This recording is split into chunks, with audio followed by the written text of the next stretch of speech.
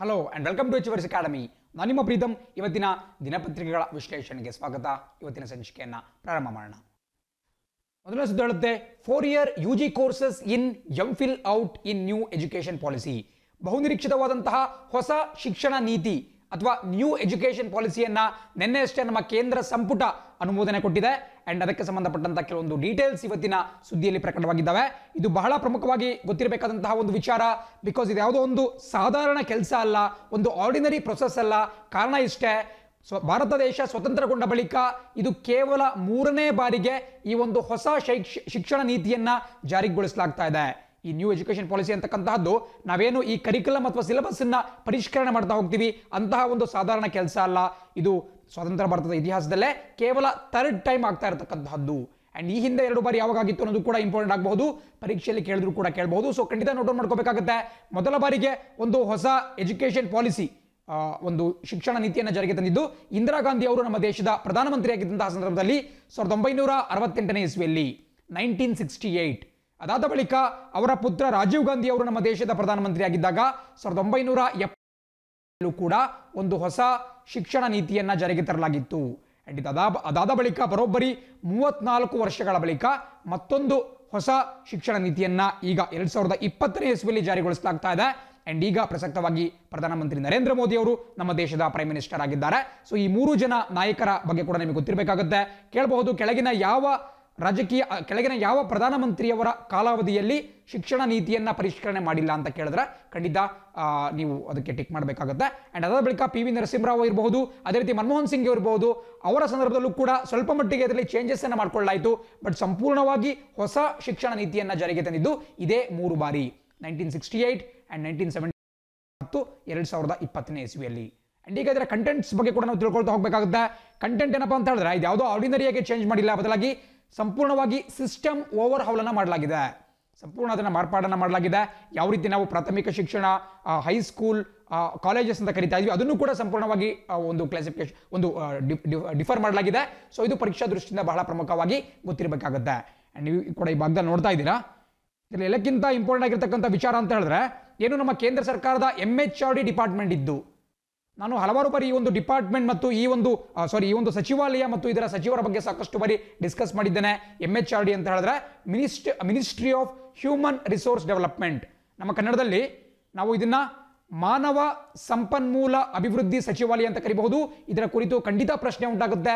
ಯಾಕಪ್ಪ ಅಂತ ಹೇಳಿದ್ರೆ, ಈ ಹ್ಯೂಮನ್ ರಿಸೋರ್ಸ್ ಡೆವಲಪ್ಮೆಂಟ್ ಮಿನಿಸ್ಟ್ರಿಯ ಆ ಒಂದು ಸಚಿವಾಲಯದ ಹೆಸರನ್ನ ಬದಲಾಯಿಸಿಬಿಟ್ಟು ಶಿಕ್ಷಣ ಸಚಿವಾಲಯ, ಏನು ಮಿನಿಸ್ಟ್ರಿ ಆಫ್ ಎಜುಕೇಶನ್ ಅಂತ ಮಾರ್ಪಾಡು ಮಾಡಕ್ಕೆ ಹೊರಟಿದ್ದಾರೆ.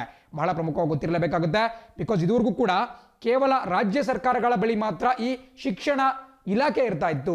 ಈ ಎಜುಕೇಶನ್ ಡಿಪಾರ್ಟ್ಮೆಂಟ್ ಅಥವಾ ಎಜುಕೇಶನ್ ಮಿನಿಸ್ಟ್ರಿ ಕೇವಲ ರಾಜ್ಯಗಳ ಬಳಿ ಇರ್ತಾ ಇತ್ತು. ಬಟ್ ಇನ್ಮುಂದೆ ಕೇಂದ್ರದಲ್ಲೂ ಕೂಡ ಈ ಎಜುಕೇಶನ್ ಮಿನಿಸ್ಟ್ರಿ ಅಂತ ಬರುತ್ತೆ, ಶಿಕ್ಷಣ ಒಂದು ಸಚಿವಾಲಯ ಬರುತ್ತೆ, ಅದಕ್ಕೊಬ್ರು ಮಂತ್ರಿ ಇರ್ತಾರೆ. ಸೊ ಇದು ಕೂಡ ಪರೀಕ್ಷಾ ದೃಷ್ಟಿಯಿಂದ ಬಹಳ ಪ್ರಮುಖ.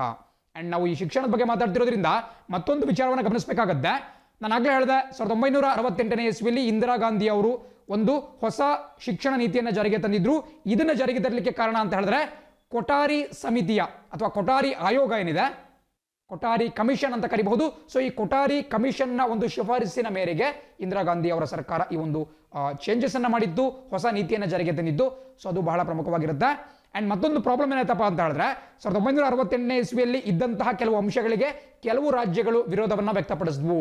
ವಿಶೇಷವಾಗಿ ದಕ್ಷಿಣ ಭಾರತೀಯ ರಾಜ್ಯಗಳು, ಸ್ಪೆಷಲಿ ಹಿಂದಿ ಹೇರಿಕೆ ಇರಬಹುದು, ಮುಂತಾದಂತಹ ವಿಚಾರಗಳಿಗೆ ಸ್ವಲ್ಪ ವಿರೋಧವನ್ನು ವ್ಯಕ್ತಪಡಿಸಿದ್ವು. ಹಾಗಾಗಿ ಇಂದಿರಾ ಗಾಂಧಿ ಏನ್ ಮಾಡ್ತಾರೆ, 1976ನೇ ಇಸ್ವಿಯಲ್ಲಿ ಹೇಗಿದ್ರು ದೇಶಾದ್ಯಂತ ತುರ್ತು ಪರಿಸ್ಥಿತಿ ಇರುತ್ತೆ, ಎಮರ್ಜೆನ್ಸಿ ಇರುತ್ತೆ, ಇಂಟರ್ನಲ್ ಎಮರ್ಜೆನ್ಸಿ. ಸೊ ಆ ಸಂದರ್ಭವನ್ನು ಬಳಸ್ಕೊಂಡ್ಬಿಟ್ಟು ಅವರು 42ನೇ ಸಂವಿಧಾನ ತಿದ್ದುಪಡಿಯನ್ನು ಏನ್ ತರ್ತಾರೆ, ಇದು ಒಂದು ಸಂವಿಧಾನಕ್ಕೆ ಬಹಳ ದೊಡ್ಡದಾದಂತಹ ತಿದ್ದುಪಡಿಗಳನ್ನ ತಂದಂತಹ ಒಂದು ಅಮೆಂಡ್ಮೆಂಟ್ ಅಂತಾನೆ ಕರಿಬಹುದು. So 42nd constitutional amendment act 1976 ಅಡಿಯಲ್ಲಿ ಅವರು ಹಲವಾರು ವಿಚಾರಗಳನ್ನ ಚೇಂಜಸ್ ಮಾಡ್ತಾರೆ. ಅದರಲ್ಲಿ ಈ ಶಿಕ್ಷಣಕ್ಕೂ ಕೂಡ ಸ್ವಲ್ಪ ಮೂಲಭೂತವಾದಂತಹ ಚೇಂಜಸ್ ಅನ್ನ ಮಾಡ್ತಾರೆ. ಏನಪ್ಪಾ ಅಂತ ಹೇಳಿದ್ರೆ, ಅಲ್ಲಿವರೆಗೂ ಕೂಡ ಅದು ರಾಜ್ಯ ಪಟ್ಟಿಯಲ್ಲಿ ಇದ್ದು, ಸ್ಟೇಟ್ ಲಿಸ್ಟ್ ಅಲ್ಲಿ ಇದ್ದಂತಹ ಶಿಕ್ಷಣವನ್ನ ತೆಗೆದುಕೊಂಡು ಹೋಗ್ಬಿಟ್ಟು ಕನ್ಕರೆಂಟ್ ಲಿಸ್ಟಿಗೆ ಹಾಕ್ತಾರೆ. ಕನ್ಕರೆಂಟ್ ಲಿಸ್ಟ್ ಅಂದ್ರೆ ನಾವು ಕನ್ನಡದಲ್ಲಿ ಸಮವರ್ತಿ ಪಟ್ಟಿ ಅಂತ ಕರಿತೀವಿ. ಸೊ 1976ನೇ ಇಸ್ವಿಯಿಂದ ಶಿಕ್ಷಣ ಅಂತಕ್ಕಂತಹ ಒಂದು ಸಬ್ಜೆಕ್ಟ್, ಆ ಒಂದು ವಿಷಯ ನಮ್ಮ ಈ ಒಂದು ಕನ್ಕರೆಂಟ್ ಲಿಸ್ಟ್ ಅಥವಾ ಸಮವರ್ತ ಪಟ್ಟಿಯಲ್ಲಿ ಬರುತ್ತೆ. ಸೊ ಇದರ ಮೇಲೆ ಬೋತ್ ನಮ್ಮ ಕೇಂದ್ರದ ಸಂಸತ್ತು ಮತ್ತು ರಾಜ್ಯಗಳ ವಿಧಾನಸಭೆ ಎರಡೂ ಕೂಡ ಈ ಕುರಿತು ಶಾಸನಗಳನ್ನು ರಚನೆ ಮಾಡಬಹುದು, ಲಾಸ್ಗಳನ್ನು ರಚನೆ ಮಾಡಬಹುದು. ಸೊ ಅದು ಬಹಳ ಪ್ರಮುಖವಾಗಿ ಗೊತ್ತಿರಬೇಕಾಗುತ್ತೆ. ಸೊ ಹಾಗಾಗಿ ಕೇಂದ್ರ ಸರ್ಕಾರ ಮಿನಿಸ್ಟ್ರಿ ಆಫ್ ಎಜುಕೇಷನ್ ಜಾರಿಗೆ ತರ್ತಿರ್ತಕ್ಕಂಥದ್ದು ನಿಮಗೆ ಗೊತ್ತಿರಬೇಕಾಗುತ್ತೆ. ಆ್ಯಂಡ್ ಅದನ್ನು ಹೊರತುಪಡಿಸಿದ್ರು ಕೂಡ ನೀವೆಲ್ಲ ನೋಡ್ತಾ ಇದ್ದೀರಾ, ಏನು ಒಂದು 3 ವರ್ಷದಿಂದ ಹಿಡಿದ್ಬಿಟ್ಟು 10ನೇ ತರಗತಿವರೆಗೂ ಕೂಡ ಯೂನಿವರ್ಸಲೈಸೇಷನ್ ಆಫ್ ಎಜುಕೇಷನ್ ಮಾಡಬೇಕು ಅಂತ ಕೂಡ ಇಲ್ಲಿ ಒಂದು ಯೋಜನೆಯನ್ನು ಹಾಕೊಳ್ಳಲಾಗಿದೆ. ಈ ಕುರಿತಂತೆ ನೆಕ್ಸ್ಟ್ ಸ್ಲೈಡ್ನಲ್ಲಿ ಕೂಡ ನಾವು ಡಿಸ್ಕಸ್ ಮಾಡೋಣ. ಬಿಕಾಸ್ ನಿಮಗೆಲ್ಲ ಗೊತ್ತಿದೆ 2002ನೇ ಇಸ್ವಿಯಲ್ಲಿ ವಾಜಪೇಯಿ ಅವರ ಸರ್ಕಾರದಲ್ಲಿ 86ನೇ ಸಂವಿಧಾನ ತಿದ್ದುಪಡಿ ತರಲಾಗುತ್ತೆ, 86 ಕಾನ್ಸ್ಟಿಟ್ಯೂಷನಲ್ ಅಮೆಂಡ್ಮೆಂಟ್ ಆಕ್ಟ್. ಆ್ಯಂಡ್ ಅದರಲ್ಲೂ ಕೂಡ ಒಂದಷ್ಟು ಚೇಂಜಸ್ ಅನ್ನು ಮಾಡಲಾಗುತ್ತೆ. ಫಾರ್ ಎಕ್ಸಾಂಪಲ್ 21A ಅನ್ನುವಂತಹ ಒಂದು ಮೂಲಭೂತ ಹಕ್ಕನ್ನು ಸೇರ್ಪಡೆ ಮಾಡಲಾಗುತ್ತೆ.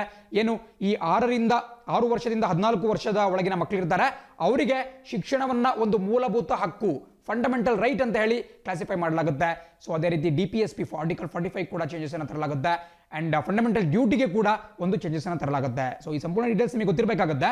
ಬಟ್ ಈಗ ಅದರಿಂದ ಒಂದು ಹೆಜ್ಜೆಯನ್ನು ಮುಂದೆ ಹೋಗ್ಬಿಟ್ಟು ಅಲ್ಲೇನ್ ಮಾಡಿದ್ರು ಅಂತ ಹೇಳಿದ್ರೆ, 6 ವರ್ಷಕ್ಕಿಂತ ಕಡಿಮೆ ಇರತಕ್ಕಂತಹ ಮಕ್ಕಳೇನಿದ್ದಾರೆ, ಬಾಲ್ಯ ಪೂರ್ವ ಶಿಕ್ಷಣ ಏನಿರುತ್ತೆ, ಪ್ರೀ ಚೈಲ್ಡ್ಹುಡ್ ಎಜುಕೇಶನ್ ಏನಿರುತ್ತೆ, ಅದನ್ನು ಕೂಡ ಕೊಡುವುದು ಸರ್ಕಾರದ ಜವಾಬ್ದಾರಿ ಅಂತ ಹೇಳಿ ಅಲ್ಲಿ ರಾಜ್ಯ ನೀತಿ ನಿರ್ದೇಶಕ ತತ್ವ DPSP ಯಲ್ಲಿ ಒಂದು ಕ್ಲಾಸ್ ಅನ್ನು ಆಡ್ ಮಾಡಲಾಗಿರುತ್ತೆ.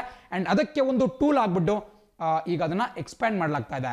ಇದ್ರ ಬಗ್ಗೆ ಮುಂದಿನ ಸ್ಲೈಡ್ನಲ್ಲಿ ಕೂಡ ಡಿಸ್ಕಸ್ ಮಾಡೋಣ. ಅಂಡ್ ಅದೇ ರೀತಿ ನೋಡ್ತಾ ಇದ್ದೀರಾ, ಮದರ್ ಟಂಗ್ ಅಥವಾ ಮಾತೃಭಾಷೆಗೆ ಸಾಕಷ್ಟು ಇಂಪಾರ್ಟೆನ್ಸ್ ಅನ್ನು ಕೊಡಲಾಗ್ತಾ ಇದೆ. ಹಾಗೆ ನೋಡಿದ್ರೆ ಇದು ಹಲವಾರು ವರ್ನಾಕ್ಯುಲರ್ ಲ್ಯಾಂಗ್ವೇಜಸ್ ಇದ್ದಾವೆ, ಒಂದು ರೀಜನಲ್ ಲ್ಯಾಂಗ್ವೇಜಸ್ ಇದ್ದಾವೆ, ಅವುಗಳ ಪರವಾದಂತಹ ಹೋರಾಟಗಾರರಿಗೆ ಒಂದು ಮುನ್ನಡೆ ಸಿಕ್ಕಿದೆ ಅಂತಲೇ ಹೇಳ್ಬಹುದು. ಯಾಕಪ್ಪ ಅಂತ ಹೇಳಿದ್ರೆ ಕನ್ನಡದಲ್ಲೂ ಕೂಡ ಕನ್ನಡದಲ್ಲೇ ಪ್ರಾಥಮಿಕ ಶಿಕ್ಷಣವನ್ನು ಕೊಡಬೇಕು ಅಂತ ಹೇಳಿ ಸಾಕಷ್ಟು ಹೋರಾಟಗಳು ನಡೀತಾ ಇದ್ವು. ಅದಕ್ಕೆ ಈಗ ಕೇಂದ್ರ ಸರ್ಕಾರದ ಈ ಒಂದು ಹೊಸ ಶೈಕ್ಷಣಿಕ ನೀತಿಯೇ ಒಂದು ಇಂಬು ಕೊಡುತ್ತೆ. ಸೊ ಅದು ಬಹಳ ಪ್ರಮುಖವಾಗಿ ನಿಮಗೆ ಗೊತ್ತಿರಬೇಕಾಗುತ್ತೆ. ಅಂಡ್ ಬೇರೆ ಬೇರೆ ಸ್ಕಿಲ್ಸ್ ಅನ್ನು ಕೂಡ ಮಕ್ಕಳಿಗೆ ಕೊಡುವಂತಹ ಪ್ರಯತ್ನ ನಡೆಯುತ್ತೆ. ಅದರ ಬಗ್ಗೆ ಸಂಪೂರ್ಣ ಡೀಟೇಲ್ಸ್ ನಾವು ನೆಕ್ಸ್ಟ್ ಸ್ಲೈಡ್ನಲ್ಲಿ ಮಾತಾಡೋಣ. ಬಿಕಾಸ್ ನಮಗೆ ಅದರ ಕಂಟೆಂಟ್ಸ್ ಅಷ್ಟೇ ಇಂಪಾರ್ಟೆಂಟ್ ಅಲ್ಲ, ಅದು ಯಾವ ರೀತಿ ಜಾರಿಗೆ ಬಂತು, ಜಾರಿಗೆ ಬರಲಿಕ್ಕೆ ಕಾರಣ ಯಾರು ಅನ್ನೋದು ಕೂಡ ಇಂಪಾರ್ಟೆಂಟ್ ಆಗುತ್ತೆ. ಬಿಕಾಸ್ ನಾವು ಕೇವಲ ಇದ್ರ ಮೇಲೆ ಎಸ್ಸೆ ಬರೀಲಿಕ್ಕೆ ಮಾತ್ರ ನಾವು ಥಿಂಕ್ ಮಾಡ್ತಾ ಇಲ್ಲ, ನಾವು ಕಾಂಪಿಟೇಟಿವ್ ಎಕ್ಸಾಮ್ಸ್ನಲ್ಲಿ ಬರಬಹುದಂತಹ ಪ್ರಶ್ನೆಗಳ ಕುರಿತು ಕೂಡ ಥಿಂಕ್ ಮಾಡಬೇಕಾಗುತ್ತೆ. ಅಂಡ್ ನಾನಾಗಲೇ ನಿಮಗೆ ಕೊಠಾರಿ ಆಯೋಗ ಬಗ್ಗೆ ಹೇಳಿದೆ 1968. ಅಂಡ್ ಈಗ 2020ರಲ್ಲಿ ಏನು ಈ ಒಂದು ಹೊಸ ಶಿಕ್ಷಣ ನೀತಿಯನ್ನು ಜಾರಿಗೆ ತರಲಾಗ್ತಿದೆ, ಇದಕ್ಕೆ ಯಾರು ಕಾರಣೀಕರ್ತರಪ್ಪ ಅಂತ ಹೇಳಿದ್ರೆ ಪ್ರೊಫೆಸರ್ ಕಸ್ತೂರಿ ರಂಗನ್ ಬಗ್ಗೆ ಕೇಳದೇ ಇರತಕ್ಕಂತಹ ವ್ಯಕ್ತಿಗಳು ಬಹಳ ಕಮ್ಮಿ. ಬಿಕಾಸ್ ಇವರು 1994ನೇ ಇಸ್ವಿಯಿಂದ 2003ರವರೆಗೂ ಕೂಡ ಇವರು ನಮ್ಮ ಇಸ್ರೋ ಏನಿದೆ, ನಮ್ಮ ಬಾಹ್ಯಾಕಾಶ ಸಂಸ್ಥೆ ಇಸ್ರೋ ಏನಿದೆ, ಅದರ ಅಧ್ಯಕ್ಷರಾಗಿ ಕಾರ್ಯವನ್ನು ನಿರ್ವಹಣೆ ಮಾಡಿದ್ರು. Chairman of ISRO from 1994 to 2003. ಸುಮಾರು 9 ವರ್ಷಗಳ ಕಾಲ ಅವರು ಸೇವೆಯನ್ನು ಕೂಡ ಸಲ್ಲಿಸಿದ್ರು. ಸೊ ಇದು ಕೂಡ ನಮಗೆ ಬಹಳ ಪ್ರಮುಖವಾಗಿ ಗೊತ್ತಿರಬೇಕಾಗುತ್ತೆ.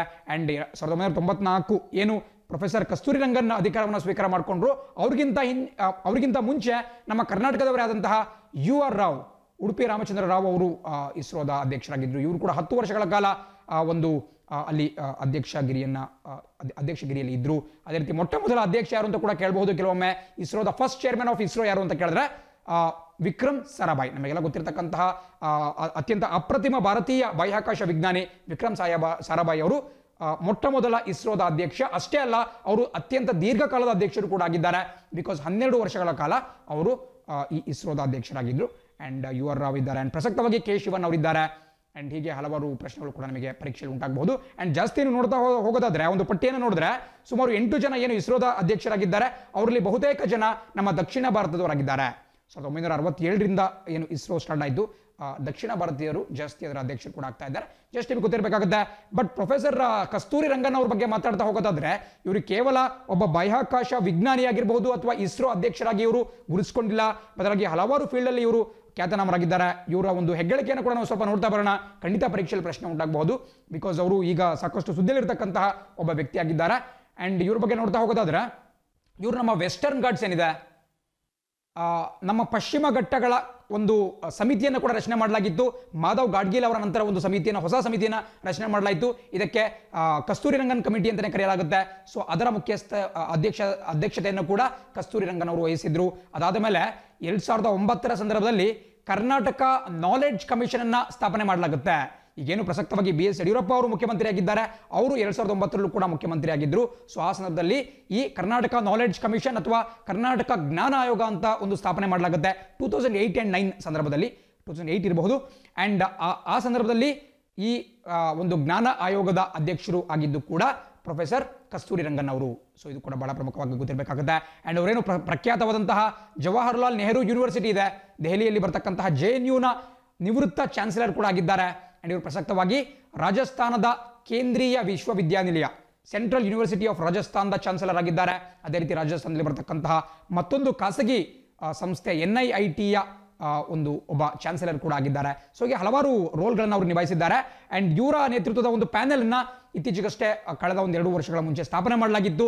ಯಾವ ವಿಚಾರಕ್ಕಪ್ಪ ಅಂತ ಹೇಳಿದ್ರೆ, ನಮ್ಮ ದೇಶದಲ್ಲಿ ಈ ಎಜುಕೇಷನ್ ಪಾಲಿಸಿಯನ್ನು, ಈ ಶಿಕ್ಷಣ ನೀತಿಯನ್ನು ಕಂಪ್ಲೀಟ್ ಚೇಂಜ್ ಮಾಡಿಬಿಟ್ಟು ಹೊಸ ನೀತಿಯನ್ನು ಇಂಪ್ಲಿಮೆಂಟ್ ಮಾಡಲಿಕ್ಕೆ ಒಂದು ತಜ್ಞರ ಸಮಿತಿಯನ್ನು ನೇಮಕ ಮಾಡಿತ್ತು, ಒಂದು ಎಕ್ಸ್ಪರ್ಟ್ಸ್ ಪ್ಯಾನಲ್ನ ನೇಮಕ ಮಾಡಲಾಗಿತ್ತು.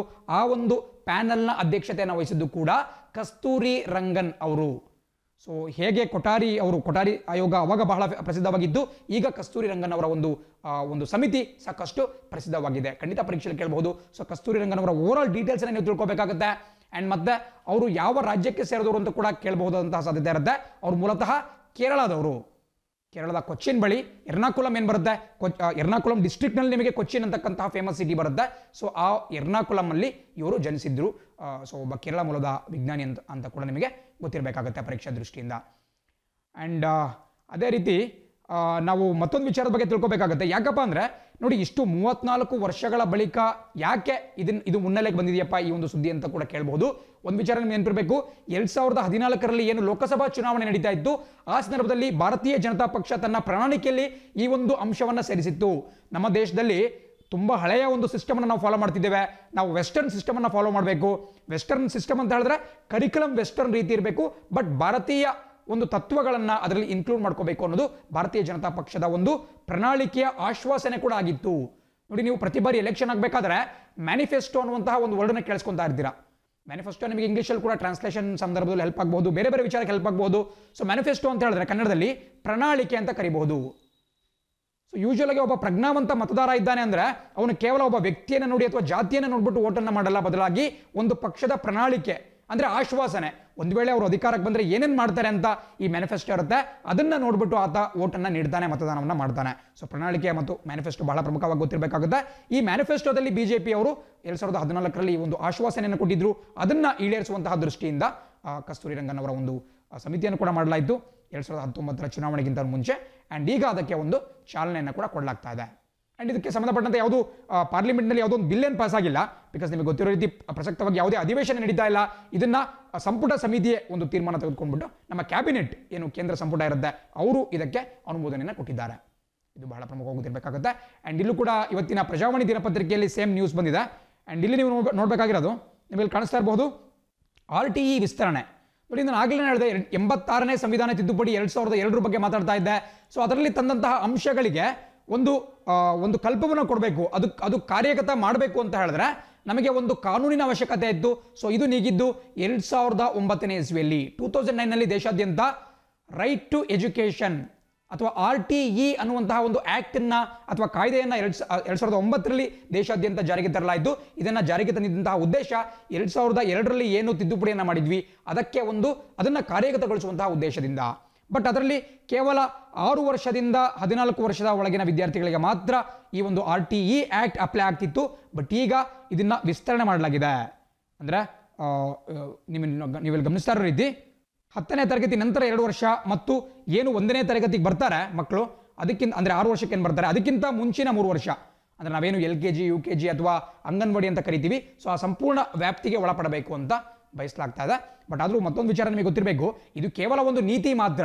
ನೀತಿ ಅಂತ ಹೇಳಿದ್ರೆ ಒಂದು ಪಾಲಿಸಿ, ಸರ್ಕಾರಕ್ಕೆ ಒಂದು ಗೈಡ್ಲೈನ್ಸ್ ತರ ವರ್ಕ್ ಆಗುತ್ತೆ, ಒಂದು ಮಾರ್ಗದರ್ಶಿ ತರ ವರ್ಕ್ ಆಗುತ್ತೆ.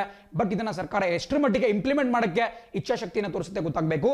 ಬಿಕಾಸ್ ಇದಕ್ಕೆ ಸಂಬಂಧಪಟ್ಟಂತೆ ಒಂದು ಕಾಯ್ದೆಯನ್ನು ಏನೇನು ಜಾರಿಗೆ ತಂದಿಲ್ಲ. ಸೊ ಇದಕ್ಕೆ ತಜ್ಞರು ಹೇಳ್ತಿರ್ತಕ್ಕಂತಹದ್ದು, ಇದು ಕೇವಲ ಒಂದು ನೀತಿ ಇದ್ರೆ ಸಾಕಾಗಲ್ಲ, ಇದಕ್ಕೆ ಸಂಬಂಧಪಟ್ಟಂತೆ ಒಂದು ಸಂವಿಧಾನ ತಿದ್ದುಪಡಿಯೋ ಅಥವಾ ಅಟ್ಲೀಸ್ಟ್ ಒಂದು ಕಾಯ್ದೆಯನ್ನು, ನಮ್ಮ ಒಂದು ಪಾರ್ಲಿಮೆಂಟರಿ ಕಾಯ್ದೆ, ಒಂದು ಸಂಸತ್ತಿನ ಒಂದು ಕಾನೂನನ್ನ ಜಾರಿಗೆ ತರಬೇಕು ಅಂತ ಹೇಳಿದ್ದಾರೆ. ಆ ರೀತಿ ಜಾರಿಗೆ ತಂದಾಗ ಮಾತ್ರ ನಾವು ಕೋರ್ಟ್ಗಳ ಮೊರೆ ಹೋಗಬಹುದು, ಇದೊಂದು ವೇಳೆ ಎನ್ಫೋರ್ಸ್ ಆಗ್ತಾ ಇಲ್ಲ ಅಂದರೆ. ಸೊ ಹಾಗಾಗಿ RTEಗೆ ಒಂದು ತಿದ್ದುಪಡಿಯನ್ನು ತರುವುದು ಕೂಡ ಬಹಳ ಅಗತ್ಯವಾಗಿದೆ. ಸೊ RTE 2009 ಕೂಡ ಬಹಳ ಪ್ರಮುಖವಾಗಿ ಗೊತ್ತಿರಬೇಕಾಗುತ್ತೆ. ಆ್ಯಂಡ್ ಈ ಭಾಗದಲ್ಲೂ ಕೂಡ ನೋಡ್ತಾ ಇದ್ದೀರಾ ಯಾವ ರೀತಿ, ಫಾರ್ ಎಕ್ಸಾಂಪಲ್ ಮುಂಚೆ ಎಲ್ಲ ನಮ್ಮ ದೇಶದ ಒಂದು ಸಿಸ್ಟಮನ್ನು ರಿಜಿಡ್ ಸಿಸ್ಟಮ್ ಅಂತ ಕರೆಯಲಾಗ್ತಾ ಇತ್ತು. ಬಿಕಾಸ್ ನಮ್ಮ ಎಜುಕೇಷನ್ ವ್ಯವಸ್ಥೆಯಲ್ಲಿ ನೀವು ಇಂಜಿನಿಯರಿಂಗ್ ಅನ್ನುವಂತಹ ಒಂದು ಸ್ಟ್ರೀಮ್ ಕಡೆ ಹೋದ್ರಿ ಅಂದರೆ ನೀವು ಬೇರೆ ಯಾವುದೇ ಸಬ್ಜೆಕ್ಟ್ಗೆ ಗಮನ ಕೊಡ್ತಕ್ಕಂತಹ ಚಾನ್ಸಸ್ಸೇ ಇರಲಿಲ್ಲ. ಬಟ್ ಈಗ ನೀವು ಇಲ್ಲಿ ನೋಡ್ತಿರೋ ರೀತಿ ಫ್ಲೆಕ್ಸಿಬಿಲಿಟಿ ಇರುತ್ತೆ, ವಿದ್ಯಾರ್ಥಿಗೆ ಯಾವ್ಯಾವ ಒಂದು ಸಬ್ಜೆಕ್ಟ್ಸ್ ಇಷ್ಟ ಆಗುತ್ತೆ ಅದನ್ನು ತೆಗೆದುಕೊಳ್ಬಹುದು. ಫಾರ್ ಎಕ್ಸಾಂಪಲ್ ಇಂಜಿನಿಯರಿಂಗ್ ಮತ್ತು ಮ್ಯೂಸಿಕ್ ಇರಬಹುದು, ಇಂಜಿನಿಯರಿಂಗ್ ಮತ್ತು ಸ್ಪೋರ್ಟ್ಸ್ ಇರಬಹುದು, ಅಥವಾ ಇನ್ಯಾವುದೋ ಇರಬಹುದು. ಸೊ ಅದು ಕೂಡ ನಿಮಗೆ ಬಹಳ ಪ್ರಮುಖವಾಗಿ ಗೊತ್ತಿರಬೇಕಾಗುತ್ತೆ. ಆ್ಯಂಡ್ ಮುಂದಿನ ಸ್ಲೈಡ್ನಲ್ಲಿ ಕೂಡ ನಿಮಗೆ ಒಂದಷ್ಟು ಇಂಪಾರ್ಟೆಂಟ್ ಅಮೆಂಡ್ಮೆಂಟ್ಸ್ ಕಾಣಿಸ್ತಾ ಇದೆ. ಹಾಗೆ ನೋಡಿದ್ರೆ ಇದು ಬಹಳ ವಿಸ್ತೃತವಾದಂತಹ ಒಂದು ವರದಿ, ಬಟ್ ಇದರಲ್ಲಿ ಸೆಲೆಕ್ಟೆಡ್ ಮಾತ್ರ ನಾವು ತಿಳ್ಕೊಳ್ತಾ ಹೋಗಬೇಕಾಗುತ್ತೆ. ಆ್ಯಂಡ್ ನೀವು ನೋಡ್ತಾ ಇರೋ ರೀತಿ ಮಾತೃಭಾಷೆಯಲ್ಲಿ ಶಿಕ್ಷಣ ಅಂತ ಹೇಳಲಾಗ್ತದೆ. ಒಂದು ವರದಿಯ ಪ್ರಕಾರ, ಒಂದು ಸಂಶೋಧನೆ ಪ್ರಕಾರ ಎಲ್ಲಿವರೆಗೂ ಒಂದು ಮಗು ಮಾತೃಭಾಷೆಯಲ್ಲಿ ಪರ್ಫೆಕ್ಟ್ ಆಗಲ್ಲ ಅಲ್ಲಿವರೆಗೂ ಅದು ಬೇರೆ ಯಾವುದೇ ಭಾಷೆಯಲ್ಲಿ ಕೂಡ ನೈಪುಣ್ಯತೆಯನ್ನು ಪಡೆಯುವುದು ಅಸಾಧ್ಯ ಅಂತ ಹೇಳಲಾಗುತ್ತೆ. ಸೊ ಹಾಗಾಗಿ ಇದನ್ನು ನಾವು ಬಹಳ ವೆಲ್ಕಮ್ ಮಾಡಬೇಕು. ಮಾತೃಭಾಷೆಯಲ್ಲಿ ಶಿಕ್ಷಣ, ಕನ್ನಡದಲ್ಲೇ ಶಿಕ್ಷಣ. ಅದೇ ರೀತಿ ನೋಡ್ತಾ ಇರೋ ರೀತಿ activity based learning below class 2, 2ನೇ ಕ್ಲಾಸ್ಗಿಂತ ಕಮ್ಮಿ ಇರತಕ್ಕಂತಹ ಮಕ್ಕಳಿಗೆ ಚಟುವಟಿಕೆಗಳ ಮೂಲಕ, ಆಕ್ಟಿವಿಟೀಸ್ ಮೂಲಕ ಟೀಚ್ ಮಾಡಲಾಗುತ್ತೆ. ಅದೇ ರೀತಿ ಸಬ್ಜೆಕ್ಟ್ಸ್ಗಳನ್ನ 3 ಮತ್ತು 5ನೇ ಕ್ಲಾಸ್ಗಳಿಂದ ಹಂತ ಹಂತವಾಗಿ ಇಂಟ್ರೊಡ್ಯೂಸ್ ಮಾಡ್ತಾ ಬರಲಾಗುತ್ತೆ. ಅದೇ ರೀತಿ 6ನೇ ಕ್ಲಾಸಿಂದನೇ ಕೋಡಿಂಗ್ ಮತ್ತು ಇಂಟರ್ನ್ಶಿಪ್ಸ್ಗಳನ್ನ ಸ್ಟಾರ್ಟ್ ಮಾಡಲಾಗುತ್ತೆ. ನೋಡಿ, ಕೋಡಿಂಗ್ ನೀವೆಲ್ಲರೂ ಕೂಡ ಕೇಳಿರ್ತೀರಾ. ಕಂಪ್ಯೂಟರ್ ಸೈನ್ಸ್ ನಲ್ಲಿ ಬರ್ತಕ್ಕಂತಹ ಒಂದು ಪ್ರಮುಖ ಭಾಗ ಕೋಡಿಂಗ್. ಆ್ಯಂಡ್ ಕೋಡಿಂಗ್ ಯಾಕಪ್ಪ ಪ್ರಮುಖ ಅಂತ ಹೇಳಿದ್ರೆ 21ನೇ ಶತಮಾನದಲ್ಲಿ ಎಲ್ಲ ಕೆಲಸಗಳನ್ನ ನಾವು ಬೆರಳ ತುದಿಯಲ್ಲೇ ಮಾಡಬಹುದು. ಕಂಪ್ಯೂಟರ್ಸ್ಗಳಲ್ಲಿ, ಮೊಬೈಲ್ಸ್ನಲ್ಲಿ ಮಾಡಬಹುದು. ಇದು ಮಾಡಬೇಕು ಅಂತ ಹೇಳಿದ್ರೆ ಕೋಡಿಂಗ್ ಬಹಳ ಅಗತ್ಯವಾಗುತ್ತೆ. ಸೊ ಇಂತಹ ಕೆಲವೊಂದು ಲೈಫ್ ಸ್ಕಿಲ್ಸನ್ನು ಕೂಡ ಅಲ್ಲಿ ಕಲಿಸ್ಕೊಳ್ಳಲಾಗುತ್ತೆ. ಅದೇ ರೀತಿ multi disciplinary flexible choice of subjects in classes 9 to 12, 9ರಿಂದ 12ನೇ ಕ್ಲಾಸ್ವರೆಗೂ ಹುಡುಗರಿಗೆ ಇಷ್ಟವಾಗಿರ್ತಕ್ಕಂತಹ ಸಬ್ಜೆಕ್ಟ್ಸನ್ನ, ವಿಷಯಗಳನ್ನು ಅವರು ಚೂಸ್ ಮಾಡ್ಕೋಬಹುದು. ಅದು ಕೂಡ ಬಹಳ ಪ್ರಮುಖವಾಗಿರುತ್ತೆ. ಆ್ಯಂಡ್ ಇಲ್ಲಿ ಕಾಣಿಸ್ತಿರ್ತಕ್ಕಂತಹದ್ದು ರಮೇಶ್ ಪೋಖ್ರಿಯಾಲ್ ನಿಶಾಂಕ್ ಅವರು ಪ್ರಸಕ್ತವಾಗಿ minister of human resource development ಆಗಿದ್ರು, ಬಟ್ ಇನ್ನು ಮುಂದೆ ಮಿನಿಸ್ಟರ್ ಆಫ್ ಎಜುಕೇಷನ್ ಅಥವಾ ಶಿಕ್ಷಣ ಮಂತ್ರಿ ಆಗ್ತಾರೆ. ಸೊ ಇಷ್ಟು ಡೀಟೇಲ್ಸ್ ನೋಟ್ ಮಾಡ್ಕೊಳ್ತಾ ಮುಂದಿನ ಸುದ್ದಿ ನೋಡೋಣ. ಸುದ್ದಿ ಹೇಳುತ್ತೆ, a year too long to keep IBC on hold Acharya. ನೋಡಿ, ಮಾಜಿ RBIನ ಡೆಪ್ಯೂಟಿ ಗವರ್ನರ್ ಆಗಿದ್ದಂತಹ ವಿರಲ್ ಆಚಾರ್ಯ ಅವರು ಒಂದು ಹೇಳಿಕೆಯನ್ನು ಕೊಟ್ಟಿದ್ದಾರೆ. ನೋಡಿ, ವಿರಲ್ ಆಚಾರ್ಯರ ಹೆಸರನ್ನು ಬಹಳ ಕನ್ಫ್ಯೂಸ್ ಮಾಡ್ಕೊಳ್ತಾರೆ. 2019ರಲ್ಲಿ ಇವರು RBIನ ತಮ್ಮ ಡೆಪ್ಯೂಟಿ ಗವರ್ನರ್ ಹುದ್ದೆಗೆ ರಾಜೀನಾಮೆಯನ್ನು ಕೊಟ್ಟು ತೆರಳಿದ್ರು. ಆ ಸಂದರ್ಭದಲ್ಲಿ ಬಹಳಷ್ಟು ಜನ ಇವರನ್ನ ವೈರಲ್ ಆಚಾರ್ಯ ಅಂತ ಕರೀತಾ ಇದ್ರು. VIRAL ಇರೋದ್ರಿಂದ ವೈರಲ್ ಅಂತ ಕರೀತಾ ಇದ್ರು. ಬಟ್ ವೈರಲ್ ಅಲ್ಲ, ಅವರ ಹೆಸರು ವಿರಲ್ ಆಚಾರ್ಯ ಅಂತ ಹೇಳಿ. ಇವರೊಬ್ಬ ಖ್ಯಾತ ಎಕನಾಮಿಸ್ಟ್. ಕೇವಲ 46 ವರ್ಷ ವಯಸ್ಸವರಿಗೀಗ. ಆಲ್ರೆಡಿ ಅವರು RBIನ ಡೆಪ್ಯೂಟಿ ಗವರ್ನರ್ ಅಂತಹ ಹುದ್ದೆಯನ್ನ ಅಲಂಕರಿಸಿಬಿಟ್ಟು ಅದರಿಂದ ರಾಜೀನಾಮೆಯನ್ನು ಕೊಟ್ಟು ಹೊರಗೆ ಕೂಡ ಬಂದಿದ್ದಾರೆ. ಒಬ್ಬ ಖ್ಯಾತ ಆರ್ಥಿಕ ತಜ್ಞ ನಮ್ಮ ದೇಶದಲ್ಲಿ. ಸೊ ವಿರಲ್ ಆಚಾರ್ಯ ಅವರ ಒಂದು ಒಪಿನಿಯನ್ ಪಡ್ಕೊಳ್ಳಲಾಗಿತ್ತು. ಇವರು ಈ IBC ಅನ್ನುವಂತಹ ಒಂದು ವಿಚಾರದ ಬಗ್ಗೆ ಮಾತಾಡಿದ್ದಾರೆ. ಸೊ ನಾವು ಖಂಡಿತ ಇವಾಗ 2 ವಿಷಯದ ಬಗ್ಗೆ ಮಾತಾಡೋಣ. ಒಂದು, IBC ಅಂದ್ರೆ ಏನು, ಇದು ನಮ್ಮ ಒಂದು ಅರ್ಥವ್ಯವಸ್ಥೆ ಮೇಲೆ ಯಾವ ರೀತಿ ಪರಿಣಾಮವನ್ನು ಬೀರುತ್ತೆ. ಅಂಡ್ ಅದಾದ ಬಳಿಕ ನಾವು ನಮ್ಮ RBIನ ಸ್ಟ್ರಕ್ಚರ್ನ ನೋಡ್ತಾ ಹೋಗೋಣ. ನೀವು ಇವತ್ತಿಗೂ ರಿಸರ್ವ್ ಬ್ಯಾಂಕ್ ಆಫ್ ಇಂಡಿಯಾದ ವೆಬ್ಸೈಟ್ ಅನ್ನು ಓಪನ್ ಮಾಡಿ ನೋಡಿದ್ರೆ ಅವರ ಒಂದು ಸ್ಟ್ರಕ್ಚರ್ ನಿಮಗೆ ಸಿಗುತ್ತೆ, ಅವರ ಸಂಘಟನೆ ಯಾವ ರೀತಿ ಇರುತ್ತೆ ಅಂತ ಹೇಳಿ. ಸೊ ಅದರ ಬಗ್ಗೆ ಕೂಡ ಡಿಸ್ಕಸ್ ಮಾಡ್ತಾ ಹೋಗೋಣ. ಸೊ ಮೊದಲನೇದಾಗಿ IBC ಅಂತ ಹೇಳಿದ್ರೆ ಇದನ್ನ ಇನ್ಸಾಲ್ವೆನ್ಸಿ ಅಂಡ್ ಬ್ಯಾಂಕ್ರಪ್ಸಿ ಕೋಡ್ ಅಂತ ಕರೆಯಲಾಗುತ್ತೆ. ನೋಟ್ ಡೌನ್ ಮಾಡ್ಕೋಬೇಕಾಗುತ್ತೆ. Insolvency and bankruptcy code.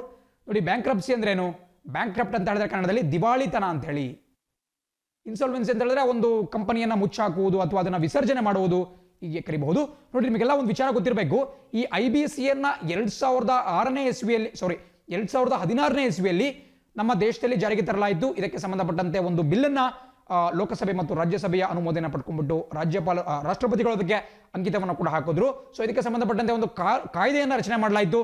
IBC 2016 ಅನ್ನುವಂತಹದ್ದು ಯಾಕೆ ಜಾರಿಗೆ ತರಲಾಯಿತು ಅಂತ ಹೇಳಿದ್ರೆ, ನಿಮಗೆಲ್ಲ ನೆನಪಿರಬಹುದು 2015 ಮತ್ತು 16 ಆಸುಪಾಸಿನಲ್ಲಿ ನಮ್ಮ ದೇಶಾದ್ಯಂತ ಬ್ಯಾಂಕ್ಗಳಲ್ಲಿ ಈ NPA ಅನ್ನುವಂತಹ ಒಂದು ಪಿಡುಗು ಹೆಚ್ಚಾಗಿ ಕಾಣಿಸ್ಕೊಳ್ತಾ ಇತ್ತು. ವಿಜಯ್ ಮಲ್ಯ ಸೇರಿದಂತೆ ಹಲವಾರು ಜನ, ವಿಜಯ್ ಮಲ್ಯ ಇರಬಹುದು, ಮೆಹುಲ್ ಚೋಕ್ಸಿ ಇರಬಹುದು, ಅದೇ ರೀತಿ ನೀರವ್ ಮೋದಿ ಇರಬಹುದು, ಹೀಗೆ ಹಲವಾರು ಜನ ಬ್ಯಾಂಕ್ಗಳಿಗೆ ಕೋಟ್ಯಂತರ ರೂಪಾಯಿ ಪಂಗನಾಮವನ್ನು ಹಾಕ್ಬಿಟ್ಟು ದೇಶದಿಂದ ಎಸ್ಕೇಪ್ ಆಗಿದ್ರು. ಸೊ ಬ್ಯಾಂಕ್ಗಳಿಗೆ ಒಂದು ಈ NPA ಅಥವಾ ನಾನ್ ಪರ್ಫಾರ್ಮಿಂಗ್ ಅಸೆಟ್ಸ್ ಅಥವಾ ನಾವೇನು ಕನ್ನಡದಲ್ಲಿ ಅನುತ್ಪಾದಕ ಆಸ್ತಿ ಅಂತ ಕರಿತೀವಿ, ಇಂತಹ ಪ್ರಾಬ್ಲಮ್ ಜಾಸ್ತಿ ಉಲ್ಬಣಿಸ್ಬಿಟ್ಟಿತ್ತು. ಸೊ ಇದಕ್ಕೆ ಒಂದು ಕೊನೆಯನ್ನು ಹಾಡುವಂತಹ ದೃಷ್ಟಿಯಿಂದ ಅಂದಿನ ಸಂದರ್ಭದಲ್ಲಿ ಕೇಂದ್ರ ಸರ್ಕಾರ ಈ ಇನ್ಸಾಲ್ವೆನ್ಸಿ ಅಂಡ್ ಬ್ಯಾಂಕ್ರಪ್ಸಿ ಕೋಡ್ನ 2016ನೇ ಇಸ್ವಿಯಲ್ಲಿ ಸಂಸತ್ತಿನಲ್ಲಿ ಒಂದು ಪಾಸ್ ಮಾಡುವ ಮೂಲಕ ಜಾರಿಗೆ ತಂತು. ಅಂಡ್ ಇದ್ರ ಪ್ರಕಾರ ಯಾವುದೋ ಒಬ್ಬ ವ್ಯಕ್ತಿ ಒಂದು ಉದ್ಯಮವನ್ನು ಹುಟ್ಟು ಹಾಕಲಿಕ್ಕೆ ಬ್ಯಾಂಕ್ನಿಂದ ಸಾಲವನ್ನು ಪಡೆದಿರ್ತಾನೆ. ಬಟ್ ಆ ಒಂದು ಉದ್ಯಮ ಫ್ಲಾಪ್ ಆಗುತ್ತೆ. ಫ್ಲಾಪ್ ಆಯಿತು ಅಂತ ಹೇಳಿದ್ರೆ ಬ್ಯಾಂಕ್ಗೆ ಆತ ವಾಪಸ್ ಹಣವನ್ನು ಏನು ಮರುಪಾವತಿ ಮಾಡಬೇಕಾಗಿದ್ದು, ಸೊ ಅದನ್ನ ಸುಲಭ ಮಾಡುವಂತಹ ಉದ್ದೇಶದಿಂದ ಅವನು ಏನು ಆಸ್ತಿಯನ್ನು ಹೊಂದಿದ್ದ ಅಥವಾ ಉದ್ಯಮಿಗೆ ಏನು ಹಣವನ್ನು ಖರ್ಚು ಮಾಡಿ ಸೈಟನ್ನು ಏನು ತೆಗೆದುಕೊಂಡಿದ್ದಾನ ಅದನ್ನೆಲ್ಲವನ್ನೂ ಕೂಡ ಮಾರಾಟ ಮಾಡಿಬಿಟ್ಟು ಬಂದಂತಹ ಹಣವನ್ನು ಅವನಿಗೆ ಸಾಲವನ್ನು ಕೊಟ್ಟಂತಹ ಬ್ಯಾಂಕ್ಗಳಿಗೆ ಮರುಪಾವತಿ ಮಾಡುವುದು ಈ IBCಯ ಒಂದು ಉದ್ದೇಶ ಆಗಿತ್ತು. ಬಟ್ ನಿಮಗೆ ಯಾವಾಗಲೂ ಒಂದು ವಿಚಾರ ಗೊತ್ತಿರಬೇಕು. ನೋಡಿ, ನಮಗೆ ಇಲ್ಲಿ 2 ಥಿಂಗ್ಸ್ ಇಂಪಾರ್ಟೆಂಟ್ ಆಗಿರುತ್ತೆ. ಒಂದು, ಹೆಲ್ತ್ ಆಫ್ ಬ್ಯಾಂಕಿಂಗ್ ಸೆಕ್ಟರ್. ನಮ್ಮ ದೇಶದ ಬ್ಯಾಂಕಿಂಗ್ ಸೆಕ್ಟರ್ ಎಷ್ಟು ಸುವ್ಯವಸ್ಥೆಯಲ್ಲಿದೆ ಅನ್ನೋದು ಒಂದು ಭಾಗದಲ್ಲಾದರೆ, ಮತ್ತೊಂದು ಭಾಗದಲ್ಲಿ ನಮ್ಮ ದೇಶ ಹೂಡಿಕೆದಾರರಿಗೆ ಎಷ್ಟು ಆಕರ್ಷಣೀಯವಾಗಿದೆ, how attractive is our economy for investors ಅಂತ ಗೊತ್ತಿರಬೇಕಾಗುತ್ತೆ. ಸೊ ನೋಡಿ, ಈ IBC ಅಂತಹ ಕಾಯ್ದೆಗಳನ್ನ ಜಾಸ್ತಿ ಸ್ಟ್ರಾಂಗ್ ಮಾಡಿದ್ವಿ ಅಂತ ಹೇಳಿದ್ರೆ ಬ್ಯಾಂಕಿಂಗ್ನ ಆರೋಗ್ಯ ಚೆನ್ನಾಗಿರುತ್ತೆ, ಬಟ್ ನಮ್ಮ ದೇಶ ಹೂಡಿಕೆದಾರರ ಒಂದು ಆಕರ್ಷಣೆನ ಕಳ್ಕೊಂಡ್ಬಿಡುತ್ತೆ, ಅನ್ಅಟ್ರಾಕ್ಟಿವ್ ಆಗಿಬಿಡುತ್ತೆ. ಬಿಕಾಸ್ ಕಾರಣ ಇಷ್ಟೇ, IBC ಅಂತ ಹೇಳೋದು ಅದು ಉದ್ಯಮಿಗಳಿಗೆ ಸ್ವಲ್ಪ ವಿರುದ್ಧವಾದಂತಹ ಕಾಯ್ದೆ ಆಗಿರುತ್ತೆ. ನಮ್ಮ ದೇಶದಲ್ಲಿ ಹೂಡಿಕೆ ಮಾಡೋರು ಸ್ವಲ್ಪ ಹೆದರ್ಕೊಂಡ್ಬಿಡ್ತಾರೆ. ಬಟ್ ಅದೇ ನೀವು ಉಲ್ಟಾ ಮಾಡಿದ್ರಿ, ಈ IBCಗಳಿಗೆ ಒಂದಷ್ಟು ಅದಕ್ಕೆ ಸರಳೀಕರಣಗೊಳಿಸ್ಬಿಟ್ರಿ ಅಂತ ಹೇಳಿದ್ರೆ ನಮ್ಮ ಬ್ಯಾಂಕಿಂಗ್ ವ್ಯವಸ್ಥೆ ಹಾಳಾಗುತ್ತೆ. ಬಿಕಾಸ್ ನಮ್ಮ NPA ಜಾಸ್ತಿ ಬೆಳೀತಾ ಹೋಗುತ್ತೆ. ಸೊ ದೇಶದಲ್ಲಿ ಸಾಲವನ್ನು ಸುಲಭವಾಗಿ ಬ್ಯಾಂಕ್ಗಳು ಕೊಡುವುದಕ್ಕೆ ಕಷ್ಟ ಆಗುತ್ತೆ, ಬಟ್ ಹೂಡಿಕೆದಾರರಿಗೆ ನಮ್ಮ ದೇಶ ಒಂದು ಅಟ್ರಾಕ್ಟಿವ್ ಪ್ಲೇಸ್ ಆಗಿ ಉಳ್ಕೊಳ್ಳುತ್ತೆ. ಸೊ ಹಾಗಾಗಿ ಎರಡರ ಮಧ್ಯೆ ಒಂದು ಬ್ಯಾಲೆನ್ಸನ್ನು ಸರ್ಕಾರ ಮಾಡ್ತಾನೆ ಬರ್ತಿದೆ. ಬಟ್ ಪ್ರಸಕ್ತವಾಗಿ ಜಾಸ್ತಿ ನಮಗೆ ಕನ್ಸರ್ನ್ ಇರತಕ್ಕಂತಹದ್ದು ಬ್ಯಾಂಕ್ಗಳದೇನಲ್ಲ. ಬ್ಯಾಂಕ್ಗಳು ಆಲ್ರೆಡಿ ಒಂದು ಸ್ವಲ್ಪ ಸುಸ್ಥಿತಿಯಲ್ಲಿದ್ದಾವೆ, ಬ್ಯಾಂಕ್ಗಳ ವಿಲೀನ ಮುಂತಾದಂತಹ ಕೆಲಸಗಳಿಂದ. ಸೊ ಹಾಗಾಗಿ ಈಗ ಸರ್ಕಾರ ಏನು ಮಾಡಿದೆ, ಈ ಕೊರೋನಾ ವೈರಸ್ ಪ್ಯಾಂಡಮಿಕ್ನ ಕಾರಣದಿಂದ ದೇಶಾದ್ಯಂತ ಈ ಬಿಸ್ನೆಸ್ ಸೆಕ್ಟರ್ಗೆ ಹೊಡೆತ ಬಿದ್ದುಬಿಟ್ಟಿದೆ, ಈ ಬಿಸ್ನೆಸ್ ಮತ್ತು ಇಂಡಸ್ಟ್ರೀಸ್ಗೆ ಹೊಡೆತ ಬಿದ್ದಿದೆ. ಸೊ ಹಾಗಾಗಿ ಅವುಗಳಿಗೆ ಸ್ವಲ್ಪ ಒಳ್ಳೆಯದನ್ನು ಮಾಡಬೇಕು ಅಂತ ಹೇಳಿ IBCಗೆ 1 ವರ್ಷಗಳ ಕಾಲ ಮುಂದಿನ 1 ವರ್ಷಗಳ ಕಾಲ ಈ IBCಯ ಅಡಿಯಲ್ಲಿ ಯಾವುದೇ ಒಂದು ಕಂಪನಿ ಏನು ಆಲ್ರೆಡಿ ಮುಚ್ಚಲ್ಪಡ್ತಿರತಕ್ಕಂತಹ ಕಂಪನಿ ಇರಬಹುದು ಅಥವಾ ಕೈಗಾರಿಕೆ ಇರಬಹುದು, ಅವುಗಳ ವಿರುದ್ಧ ಕ್ರಮವನ್ನು ಕೈಗೊಳ್ಳುವುದಿಲ್ಲ ಅಂತ ಹೇಳಿ ಸರ್ಕಾರ ಹೇಳಿದೆ. ಬಿಕಾಸ್ ಪ್ಯಾಂಡಮಿಕ್ ಅಂತ ಹೇಳಿದ್ರೆ ಖಂಡಿತ ಈ ಸಂದರ್ಭದಲ್ಲಿ ಯಾವುದೇ ಒಂದು ವಹಿವಾಟು ನಡೀತಾ ಇಲ್ಲ. ಸೊ ಪಡೆದಂತಹ ಸಾಲವನ್ನು ಹಿಂದಿರುಗಿಸೋಕ್ಕೆ ಆಗ್ತಾ ಇಲ್ಲ. ಸೊ ಹಿಂದಿರುಗಿಸೋಕೆ ಆಗ್ತಾ ಇಲ್ಲ ಅಂತ ಹೇಳಿದ್ರೆ ಅವರು ಈ IBC ಪ್ರೊಸೆಸ್ಸನ್ನು ಇನಿಷಿಯೇಟ್ ಮಾಡಿಬಿಡ್ತಾರೆ. ಇದನ್ನು ಮಾಡಿಬಿಟ್ರೆ ಆ ಒಂದು ಕಂಪನಿಯ ಆಸ್ತಿ ಪಾಸ್ತಿಯನ್ನು ಮಾರಾಟ ಮಾಡಿಬಿಟ್ಟು ಆ ಬ್ಯಾಂಕ್ಗಳೇನು ಸಾಲ ಕೊಟ್ಟಿದ್ವು ಆ ಬ್ಯಾಂಕ್ಗಳಿಗೆ ಹಣವನ್ನು ಮರುಪಾವತಿ ಮಾಡಲಾಗುತ್ತೆ, ಸಾಲವನ್ನು. ಸೊ ಹಾಗಾಗಿ 1 ವರ್ಷಗಳ ಕಾಲ ಇದ್ರ ಮೇಲೆ ತಡೆ ಹೇರಬೇಕು ಅಂತ ಹೇಳಿ ನಮ್ಮ ಸರ್ಕಾರ ತೀರ್ಮಾನ ಮಾಡಿದೆ. ಇದರಿಂದ ಇಂಡಸ್ಟ್ರೀಸ್ಗಳಿಗೆ ಬಹಳ ಒಳ್ಳೆಯದಾಗುತ್ತೆ. ಬಟ್ ವಿರಲ್ ಆಚಾರ್ಯ ಅವರು ನಮ್ಮ RBIನ ಒಂದು ದೃಷ್ಟಿಕೋನದಿಂದ ಹೇಳ್ತಾ ಇರ್ತಕ್ಕಂತಹದ್ದು ಇದು ಅಷ್ಟೊಂದು ಒಳ್ಳೆಯದಲ್ಲ, ಬಿಕಾಸ್ ಬ್ಯಾಂಕ್ಗಳ ಮೇಲೆ ಸ್ವಲ್ಪ ಹೊಡೆತ ಬೀಳುತ್ತೆ ಅಂತ ಹೇಳಿ. ಸೊ ಎರಡರ ಒಂದು ಬ್ಯಾಲೆನ್ಸ್ ನಿಮಗೆ ಬಹಳ ಅದ್ಭುತವಾಗಿ ಗೊತ್ತಿರಬೇಕಾಗುತ್ತೆ. ಇದು ಎಕನಾಮಿಕ್ಸ್ ಅಲ್ಲಿ ಬರ್ತಕ್ಕಂತಹ ಒಂದು ಡೀಪ್ ಕಾನ್ಸೆಪ್ಟ್. ಒಂದ್ಸರಿ ಹೇಳ್ಬಿಟ್ರೆ ಅಷ್ಟೊಂದು ಈಸಿಯಾಗಿ ಅರ್ಥ ಆಗಲ್ಲ. ಬಟ್ ದಿನ ಇದ್ರ ಮೇಲೆ ಎಕ್ಸ್ಪೋಜರ್ ಸಿಗ್ತಾ ಇತ್ತು ಅಂತ ಹೇಳಿದ್ರೆ ನೀವೇ ಅದನ್ನ ಸಂಪೂರ್ಣವಾಗಿ ಅರ್ಥ ಮಾಡ್ಕೊಳ್ತೀರಾ. ಇದು ಒಂದು ಪಾಯಿಂಟ್. ಆದರೆ ಎರಡನೇ ಪಾಯಿಂಟ್ ನಾನು ಹೇಳಿದ್ದೆ, ನಮ್ಮ ರಿಸರ್ವ್ ಬ್ಯಾಂಕ್ ಆಫ್ ಇಂಡಿಯಾದ ಒಂದು ಕಂಪೋಸಿಷನ್ ಬಗ್ಗೆ ಮಾತಾಡೋಣ ಅಂತ ಹೇಳಿ. ನೋಡಿ, RBI ಆಕ್ಟ್ 1934 1934ರ RBI ಕಾಯ್ದೆ ಅಡಿಯಲ್ಲಿ ರಿಸರ್ವ್ ಬ್ಯಾಂಕ್ ಆಫ್ ಇಂಡಿಯಾವನ್ನ ನಮ್ಮ ದೇಶದಲ್ಲಿ ಸ್ಥಾಪನೆ ಮಾಡಲಾಯಿತು. ಸೊ ಈ ಒಂದು ಕಾಯ್ದೆಯ ಪ್ರಕಾರ ನೀವು ನೋಡ್ತಾ ಹೋಗೋದಾದ್ರೆ ರಿಸರ್ವ್ ಬ್ಯಾಂಕ್ಗೆ ಒಬ್ಬ ಗವರ್ನರ್ ಇರ್ತಾರೆ. ಪ್ರಸಕ್ತವಾಗಿ ಶಕ್ತಿಕಾಂತ ದಾಸ್ ಅವರು ರಿಸರ್ವ್ ಬ್ಯಾಂಕ್ನ ಗವರ್ನರ್ ಆಗಿದ್ದಾರೆ. ಅಂಡ್ ಒಟ್ಟು 4 ಜನ ಡೆಪ್ಯೂಟಿ ಗವರ್ನರ್ಸ್ ಇರ್ತಾರೆ. ಬಟ್ ಪ್ರಸಕ್ತವಾಗಿ 3 ಜನ ಇದ್ದಾರೆ, ಬಿಕಾಸ್ ಇನ್ನೂ ಒಂದು ಪ್ಲೇಸ್ ವೇಕೆಂಟ್ ಆಗಿದೆ, ಅದನ್ನ ಫಿಲ್ ಮಾಡಲಿಕ್ಕೆ ಸರ್ಕಾರ ಟ್ರೈ ಕೂಡ ಮಾಡ್ತಾ ಇದೆ. ಸೊ ಇಂತಹ ಒಂದು ಡೆಪ್ಯೂಟಿ ಗವರ್ನರ್ ಪೋಸ್ಟ್ ನಲ್ಲಿ ಇದ್ದಿದ್ದು ವಿರಲ್ ಆಚಾರ್ಯ ಅವರು, ವಿರಲ್ ಆಚಾರ್ಯ ಅಂತ ಕರಿಬಹುದು. ಸೊ ಇದು ಕೂಡ ಬಹಳ ಪ್ರಮುಖವಾಗಿ ಗೊತ್ತಿರಬೇಕಾಗುತ್ತೆ. 4 ಜನ ಡೆಪ್ಯೂಟಿ ಗವರ್ನರ್ಸ್ ಇರ್ತಾರೆ ಅನ್ನೋದು ಕೂಡ ಬಹಳ ಪ್ರಮುಖ. ಖಂಡಿತ ಪರೀಕ್ಷೆಯಲ್ಲಿ ಕೇಳಬಹುದು, ಸ್ವಲ್ಪ ಉನ್ನತ ಮಟ್ಟದ ಪರೀಕ್ಷೆಯಲ್ಲಿ ಇಂಥದ್ದೆಲ್ಲ ಕೇಳ್ತಾ ಹೋಗ್ತಾರೆ. ಅಂಡ್ ಅದರಲ್ಲೂ ಕೂಡ 4 ಜನ ಏನು ಡೆಪ್ಯೂಟಿ ಗವರ್ನರ್ಸ್ ಇರ್ತಾರೆ, ಅದರಲ್ಲಿ 2 RBIನವರೇ ಆಗಿರ್ತಾರೆ. RBI ಅಧಿಕಾರಿಗಳು 2 ಡೆಪ್ಯೂಟಿ ಗವರ್ನರ್ಸ್ ಆಗ್ತಾರೆ. ಅಂಡ್ ಒಬ್ರು ಖ್ಯಾತ ಎಕನಾಮಿಸ್ಟ್ ಆಗಿರ್ತಾರೆ. ಫಾರ್ ಎಕ್ಸಾಂಪಲ್ ವಿರಲ್ ಆಚಾರ್ಯ ಕೂಡ ಒಬ್ಬ ಖ್ಯಾತ ಎಕನಾಮಿಸ್ಟ್, ಒಬ್ಬ ಆರ್ಥಿಕ ತಜ್ಞ ಆಗಿರ್ತಾರೆ. ಅಂಡ್ ಇವರು ಮಾನಿಟರಿ ಪಾಲಿಸಿ ಅನ್ನುವಂತಹ ಒಂದು ಡಿಪಾರ್ಟ್ಮೆಂಟ್ ಬರುತ್ತೆ. ಇಡೀ ರಿಸರ್ವ್ ಬ್ಯಾಂಕ್ ಆಫ್ ಇಂಡಿಯಾದಲ್ಲಿ ಅತ್ಯಂತ ಹೆಚ್ಚಿನ ಇಂಪಾರ್ಟೆನ್ಸ್ ಇರತಕ್ಕಂತಹದ್ದು ಈ ಮಾನಿಟರಿ ಪಾಲಿಸಿ ಅಥವಾ ಹಣಕಾಸಿನ ನೀತಿಯ ಒಂದು ಇಲಾಖೆ. ಈ ಇಲಾಖೆಯನ್ನ ಈ ಏನೊಬ್ಬ ಆರ್ಥಿಕ ತಜ್ಞ ಇರ್ತಾರೆ ಹೊರಗಡೆಯಿಂದ ಇರೋರು, ಅವ್ರನ್ನ ನೇಮಕ ಮಾಡಲಾಗಿರುತ್ತೆ. ಸೊ ಇಂತಹ ಒಬ್ಬ ವ್ಯಕ್ತಿಯನ್ನು ಕೂಡ ಡೆಪ್ಯೂಟಿ ಗವರ್ನರ್ ಆಗಿ ನೇಮಕ ಮಾಡ್ಕೊಂಡಿರಲಾಗುತ್ತೆ. ಅಂಡ್ ಕೊನೆಯ ಒಬ್ಬ ವ್ಯಕ್ತಿ ಒಬ್ಬ ಕಮರ್ಷಿಯಲ್ ಬ್ಯಾಂಕರ್ ಆಗಿರ್ತಾರೆ.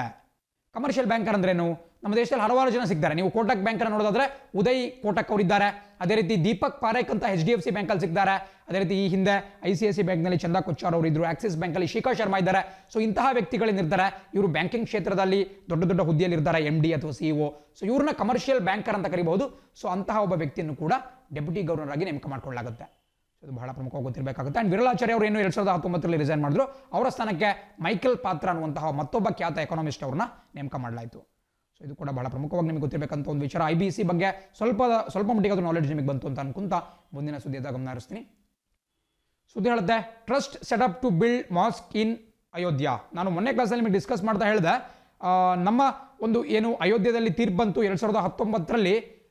ಅಂದಿನ CJI ರಂಜನ್ ಗೊಗೊಯ್ ಅವರು ಒಂದು ತೀರ್ಪನ್ನು ಕೊಟ್ಟರು. ಆ ತೀರ್ಪಿನ ಪ್ರಕಾರ ಆ ಒಂದು ವಿವಾದಿತ 2.77 ಎಕರೆ ಜಮೀನೇನಿತ್ತು, 2.77 ಎಕರ್ಸ್ ಆಫ್ ಲ್ಯಾಂಡ್, ಆ ವಿವಾದಿತ ಬಾಬ್ರಿ ಮಸೀದಿ ಇದ್ದಂತಹ ಒಂದು ಜಮೀನು, ಆ ಜಮೀನಿನ ಹಿಂದೂಗಳ ಪರವಾಗಿ ಕೊಡಲಾಯಿತು.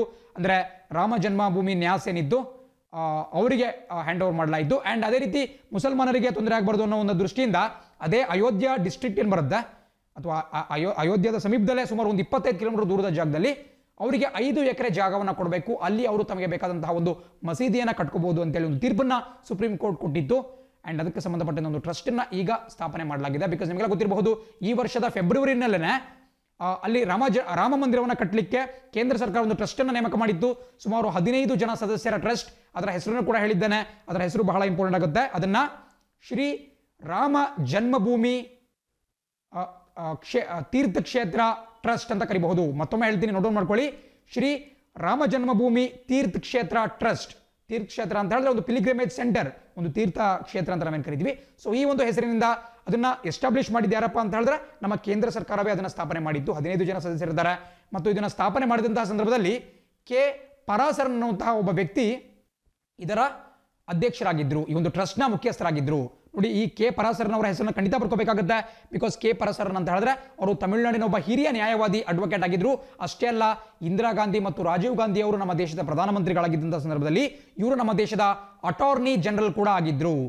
ಅಟಾರ್ನಿ ಜನರಲ್ ಅನ್ನುವಂತಹ ಪೋಸ್ಟ್ ಬಗ್ಗೆ ನಾನು ಹಿಂದೆ ಕೂಡ ಹಲವಾರು ಬಾರಿ ಹೇಳಿದ್ದೇನೆ. ನಮ್ಮ ದೇಶದ ಅತ್ಯುನ್ನತ ನ್ಯಾಯಾಂಗಿಕ ಅಧಿಕಾರಿ ಆಗ್ಬಿಟ್ಟು ಅಟಾರ್ನಿ ಜನರಲ್ ಇರ್ತಾರೆ. ಪ್ರಸಕ್ತವಾಗಿ ಏನು ಕೆ ವೇಣುಗೋಪಾಲ್ ಇದ್ದಾರೆ, ಇವರ ತರನೇ ಹಿಂದೆ ಇಂದಿರಾ ಗಾಂಧಿ ಮತ್ತು ರಾಜೀವ್ ಗಾಂಧಿ ಅವರ ಪೀರಿಯಡ್ನಲ್ಲಿ ಕೆ ಪರಾಸರನ್ ಅನ್ನುವಂತಹ ವ್ಯಕ್ತಿ ನಮ್ಮ ದೇಶದ ಅಟಾರ್ನಿ ಜನರಲ್ ಆಗಿದ್ರು. ಪ್ರಸಕ್ತವಾಗಿ 91-92 ವರ್ಷ ವಯಸ್ಸಿನ ವ್ಯಕ್ತಿಯಾಗಿದ್ದಾರೆ. ಅಂಡ್ ಇವರು ಈ ರಾಮ ಜನ್ಮಭೂಮಿ ಒಂದು ಕೇಸ್ ಏನು ನಡೀತಾ ಇತ್ತು, ಆ ಕೇಸ್ನಲ್ಲಿ ಸುಪ್ರೀಂ ಕೋರ್ಟ್ನಲ್ಲಿ ಅಲ್ಲಿ ರಾಮ ಮಂದಿರ ನಿರ್ಮಾಣಬೇಕು ಅನ್ನುವಂತಹ ಒಂದು ವಾದವನ್ನು ಮಂಡನೆ ಮಾಡಿದ್ರು. ಸೊ ಹಾಗಾಗಿ ಪರಾಸರನ್ ಅವ್ರನ್ನ ಈ ಒಂದು ಟ್ರಸ್ಟ್ನ ಮುಖ್ಯಸ್ಥನಾಗಿ ಕೂಡ ನೇಮಕ ಮಾಡಲಾಗಿತ್ತು. ಬಟ್ ಈಗ ಆ ಟ್ರಸ್ಟ್ನ ಮುಖ್ಯಸ್ಥರು ಯಾರಪ್ಪ ಅಂತ ಹೇಳಿದ್ರೆ ಮಹಾಂತ್ ನೃತ್ಯ ಗೋಪಾಲ್ ದಾಸ್. ಇವರ ಬಗ್ಗೆ ಕೂಡ ನಾನು ಹಿಂದೆ ಹೇಳಿದ್ದೇನೆ. ಅವರ ಒಂದು ಫೋಟೋವನ್ನು ಕೂಡ ತೋರಿಸಿದ್ದೇನೆ. ಅಯೋಧ್ಯೆಯ ಒಂದು ಖ್ಯಾತ ಒಂದು ಮಂದಿರದ ಮಹಾಂತ್ ಆಗಿದ್ದಾರೆ, ಅಂದ್ರೆ ಒಬ್ಬ ಅರ್ಚಕರಾಗಿದ್ದಾರೆ. ಅಂಡ್ ಇವರು ಏನು ರಾಮ ಜನ್ಮಭೂಮಿ ನ್ಯಾಸ್ ಇದೆ ಅದರ ಮುಖ್ಯಸ್ಥರು ಕೂಡ ಆಗಿದ್ದಾರೆ. ಸೊ ಅದೆಲ್ಲ ಒಂದು ಸೆಕೆಂಡರಿ ಮ್ಯಾಟರ್ ಆಗುತ್ತೆ. ಬಟ್ ಇವತ್ತು ನಾವು ಮಾತಾಡ್ತಿರ್ತಕ್ಕಂತಹದ್ದು ಯಾವ ರೀತಿ ಕೇಂದ್ರ ಸರ್ಕಾರ ಈ ಒಂದು ಟ್ರಸ್ಟ್ ಅನ್ನ ಸೆಟಪ್ ಮಾಡಿದ್ದು, ಅದೇ ರೀತಿ ಅಲ್ಲಿ ಮಸೀದಿನ ನಿರ್ಮಾಣ ಮಾಡಲಿಕ್ಕೆ ಉತ್ತರ ಪ್ರದೇಶದ ವಕ್ಫ್ ಬೋರ್ಡ್ ಏನಿದೆ, ಸುನ್ನಿ central Waqf board of Uttar Pradesh.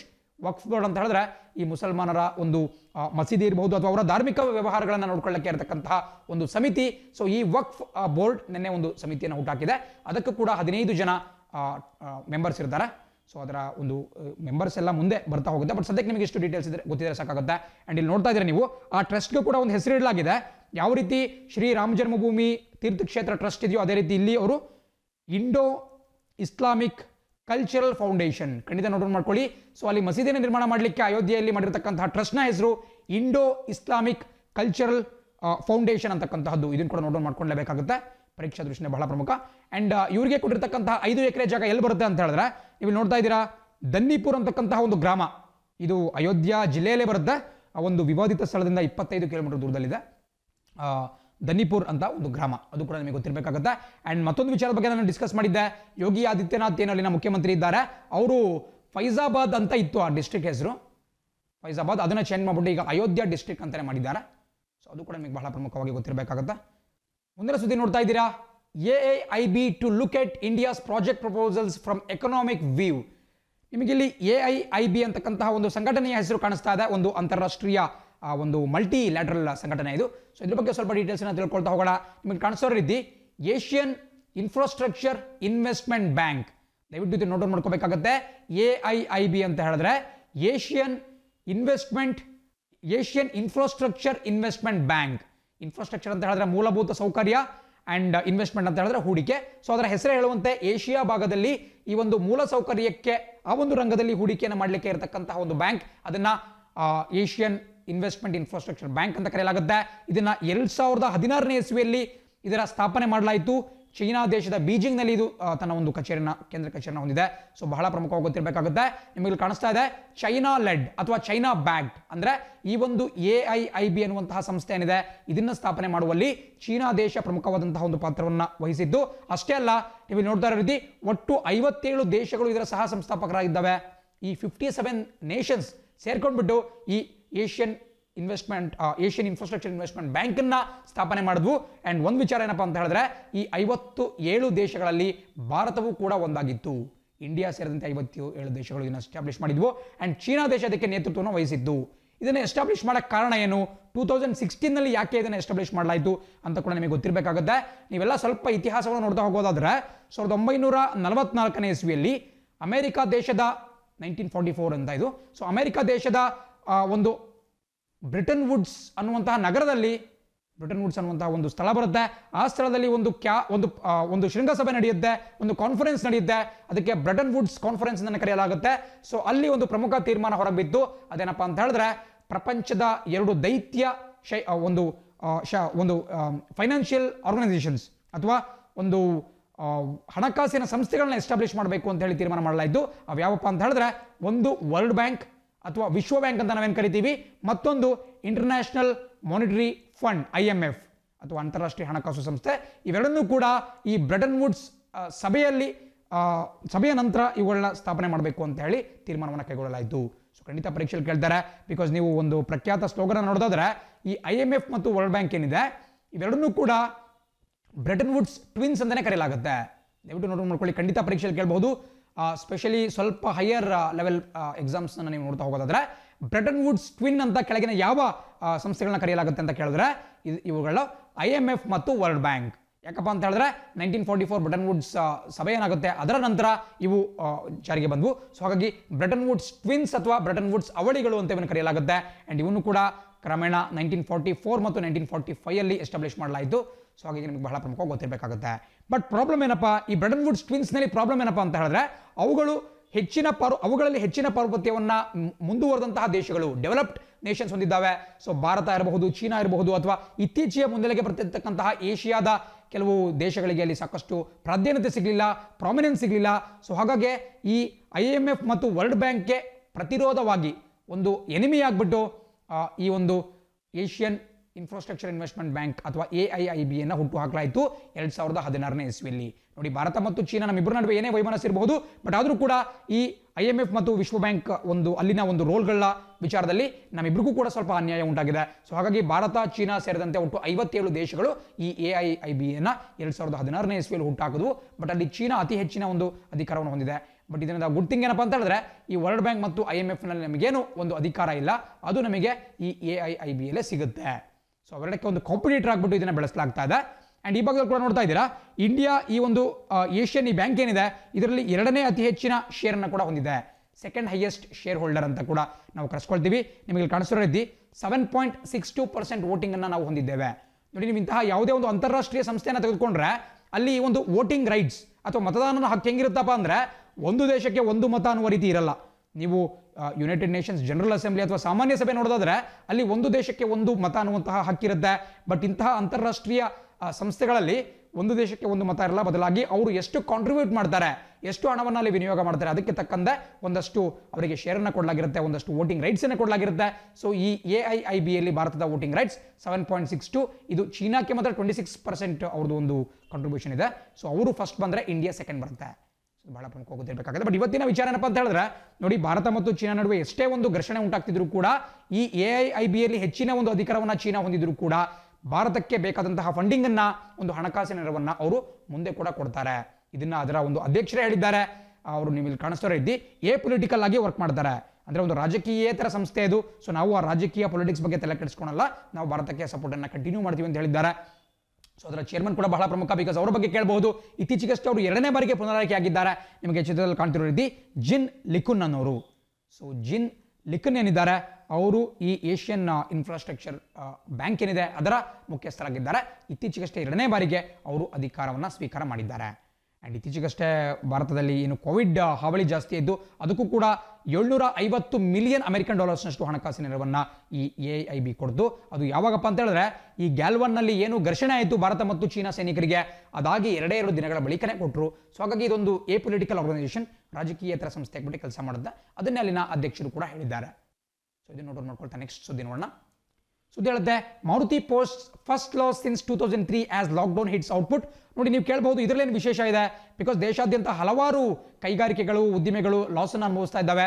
So Maruti ಲಾಸನ್ನು ಹೊಂದಿರತಕ್ಕಂಥದ್ದು ಯಾಕೆ ಇಷ್ಟೊಂದು ದೊಡ್ಡ ವಿಚಾರ ಅಂತ ಹೇಳ್ಬಹುದು. ಬಟ್ ಒಂದು ವಿಚಾರ ನಿಮಗೆ ಗೊತ್ತಿರಬೇಕು, ಮಾರುತಿ ಸುಜುಕಿ ಏನಿದೆ, ನಾವೆಲ್ಲ ಇವ್ರ ಕಾರ್ಗಳನ್ನ ನೋಡಿರ್ತೀವಿ. ಇವರು ಜಾಸ್ತಿ ಐಷಾರಾಮಿ ಕಾರ್ಗಳನ್ನ ಮ್ಯಾನುಫ್ಯಾಕ್ಚರ್ ಮಾಡಿದ್ರು ಕೂಡ ನಮ್ಮ ಭಾರತೀಯ ಮಧ್ಯಮ ವರ್ಗ, ಈ ಮಿಡಲ್ ಕ್ಲಾಸ್ ಫ್ಯಾಮಿಲೀಸ್ಗೆ ಬೇಕಾದಂತಹ ಒಂದು ಕಾರ್ಗಳನ್ನ ಸಾಕಷ್ಟು ಮ್ಯಾನುಫ್ಯಾಕ್ಚರ್ ಮಾಡ್ತಾರೆ. ಸೊ ಹಾಗಾಗಿ ಭಾರತದಲ್ಲಿ ಅತ್ಯಂತ ಜನಪ್ರಿಯವಾಗಿರತಕ್ಕಂತಹ ಒಂದು ಕಾರ್ ಬ್ರ್ಯಾಂಡ್ ಎಷ್ಟರ ಮಟ್ಟಿಗೆ ಜನಪ್ರಿಯಪ್ಪ ಅಂತ ಹೇಳಿದ್ರೆ, ಇಡೀ ಭಾರತದಲ್ಲಿ ಅತಿ ಹೆಚ್ಚು ಕಾರುಗಳನ್ನು ತಯಾರಿಕೆ ಮಾಡತಕ್ಕಂತಹ ಆಟೋಮೊಬೈಲ್ ಇಂಡಸ್ಟ್ರಿ ಯಾವುದು ಅಂತ ಹೇಳಿದ್ರೆ ಇದೇ ಮಾರುತಿ ಸುಜುಕಿ ಕಂಪನಿ. ಮಾರುತಿ ಮತ್ತು ಸುಜುಕಿ ಇಬ್ಬರು ಕೂಡ ಒಂದು ಅಲಯನ್ಸ್ ಮಾಡ್ಕೊಂಡು ಮಾಡಿರ್ತಕ್ಕಂಥದ್ದು ಮಾರುತಿ ಸುಜುಕಿ. ಇವತ್ತಿಗೂ ನಮ್ಮ ದೇಶದಲ್ಲಿ ಅತಿ ಹೆಚ್ಚು ಉತ್ಪಾದನೆ ಆಗ್ತಕ್ಕಂತಹ ಕಾರುಗಳು ಇವರದ್ದೇ ಆಗಿರುತ್ತೆ. ಇದು ಬಹಳ ಪ್ರಮುಖವಾಗಿ ನಿಮಗೆ ಪರೀಕ್ಷೆಯಲ್ಲಿ ಗೊತ್ತಿರಬೇಕಾದಂಥ ಒಂದು ಮ್ಯಾಟರ್. ಆ್ಯಂಡ್ 2003ನೇ ಇಸ್ವಿಯಿಂದ ಇವರು 2003ನೇ ಇಸ್ವಿಯಲ್ಲಿ ಇವರು ಎನ್ಲಿಸ್ಟೆಡ್ ಆದರು, ಅಂದರೆ ಈ ಸ್ಟಾಕ್ ಮಾರ್ಕೆಟ್ ಏನಿರುತ್ತೆ ಅಲ್ಲಿ ತಮ್ಮ ಕಂಪನಿಯನ್ನು ನೋಂದಾಯಿಸಿಕೊಂಡ್ರು. ಅದಾದ ಬಳಿಕ ಇದೇ ಪ್ರಪ್ರಥಮ ಬಾರಿಗೆ ಅವರೊಂದು ಲಾಸನ್ನು ತೋರಿಸಿದ್ದಾರೆ. ಕಳೆದ ವರ್ಷ ನೀವು ನೋಡ್ತಿರೋದು 1435 ಕೋಟಿ ರೂಪಾಯಿ ಲಾಭವನ್ನು ಗಳಿಸಿದ್ರು. ಬಟ್ ಈ ಬಾರಿ 249 ಕೋಟಿ ರೂಪಾಯಿ ಲಾಸನ್ನು ಅನುಭವಿಸಿದ್ದಾರೆ. ಇದಕ್ಕೆ ಮೂಲತಃ ಕಾರಣ ಅವರ ಕಾರ್ಗಳು ಸೇಲ್ ಆಗಿಲ್ಲ ಅಂತಲ್ಲ, ಬದಲಾಗಿ ಕೊರೋನಾ ಇದ್ದಂತಹ ಕಾರಣದಿಂದ ಲಾಕ್ಡೌನ್ ಇದ್ದು. ಸೊ ಅವರ ಕಾರ್ಗಳು ಸೇಲ್ ಆಗೋಕ್ಕಿಂತ ಹೆಚ್ಚಾಗಿ ಮ್ಯಾನುಫ್ಯಾಕ್ಚರೇ ಮಾಡಲಿಲ್ಲ. ಅವರ ಒಂದು ರೆಂಟನ್ನ ಅವರು ಕಟ್ತಾನೆ ಹೋಗ್ತಾ ಇದ್ರು, ಅವರ ಒಂದು ಎಂಪ್ಲಾಯಿಗಳಿಗೆ ದುಡ್ಡನ್ನು ಕೊಡ್ತಾ ಇದ್ರು, ಸಂಬಳವನ್ನು ಕೊಡ್ತಾ ಇದ್ರು, ಬಟ್ ಕಾರ್ಗಳು ಮ್ಯಾನುಫ್ಯಾಕ್ಚರ್ ಆಗ್ತಾ ಇರಲಿಲ್ಲ. ಸೊ ಹಾಗಾಗಿ ಇಂತಹ ಒಂದು ಲಾಸ್ ಆಗಿದೆ. ಇದು 2003 ಫಸ್ಟ್ ಟೈಮ್. ಸೊ ನಮ್ಮ ದೇಶದ ಅತಿ ದೊಡ್ಡ ಆಟೋಮೊಬೈಲ್ಸ್ ಕಾರ್ ಮೇಕರ್ ಯಾರು ಅಥವಾ ಕಾರು ತಯಾರಿಕಾ ಕಂಪನಿ ಯಾವುದು ಅಂತ ಹೇಳಿದ್ರೆ ಮಾರುತಿ ಸುಜುಕಿ ಅಂತ ಹೇಳಬೇಕಾಗತ್ತಾ. ಮುಂದಿನ ಸುದ್ದಿ ನೋಡ್ತಾ ಹೋಗೋಣ. ಇದೊಂದು ಸ್ಪೋರ್ಟ್ಸ್ ನ್ಯೂಸ್ ಬಂದಿರತಕ್ಕಂತಹದ್ದು. ಚಿತ್ರದಲ್ಲಿ ಕಾಣ್ತಾ ಇರತಕ್ಕಂತಹದ್ದು ನಮಗೆಲ್ಲ ಗೊತ್ತಿದೆ. ರಜತ್ ಭಾಟಿಯಾ ಅಂತ ಹೇಳಿ ಒಬ್ಬ ಖ್ಯಾತ ಕ್ರಿಕೆಟ್ ಆಟಗಾರ. ಇವರು ಇವತ್ತು ತಾವು ನಿವೃತ್ತಿ ಹೊಂದುತ್ತಿರುವ ಹಾಗೆ ಘೋಷಣೆ ಮಾಡಿದ್ದಾರೆ, ರಿಟೈರ್ಮೆಂಟ್ ಅನ್ನು ಘೋಷಣೆ ಮಾಡಿದ್ದಾರೆ. ಇವರು ಬಹಳ ಪ್ರಮುಖ. ಇವರು ಯಾವತ್ತೂ ಕೂಡ ನಮ್ಮ ಭಾರತೀಯ ಕ್ರಿಕೆಟ್ ತಂಡಕ್ಕೆ ನ್ಯಾಷನಲ್ ಟೀಮ್ ಅನ್ನು ರೆಪ್ರೆಸೆಂಟ್ ಮಾಡಲಿಲ್ಲ, ಬಟ್ ಆದರೂ ಕೂಡ ಇವರು ಇಂಡಿಯನ್ ಪ್ರೀಮಿಯರ್ ಲೀಗ್ ಇರಬಹುದು, ರಣಜಿ ಟ್ರೋಫಿ ಇರಬಹುದು, ಅಥವಾ ಇನ್ನಿತರ ಏನು ಪ್ರಥಮ ದರ್ಜೆ ಪಂದ್ಯಗಳು ಬರುತ್ತೆ ಫಸ್ಟ್ ಕ್ಲಾಸ್ ಕ್ರಿಕೆಟ್ ಅಲ್ಲಿ ಸಾಕಷ್ಟು ಚಾಪನ್ನ ಮೂಡಿಸಿದ್ರು. ಒಬ್ಬ ಆಲ್ರೌಂಡ್ ಆಟಗಾರ, ಬ್ಯಾಟಿಂಗ್ ಮತ್ತು ಬೌಲಿಂಗ್ ಎರಡರೂ ಕೂಡ ಚಾಪನ್ನ ಮೂಡಿಸಿದ್ರು. ಒಬ್ಬ 40 ವರ್ಷ ವಯಸ್ಸಾಗಿತ್ತು ಇವರಿಗೆ. ಅಂಡ್ ಇವರು ಈಗ ರಿಟೈರ್ಮೆಂಟ್ ಅನ್ನು ಘೋಷಣೆ ಮಾಡಿದ್ದಾರೆ.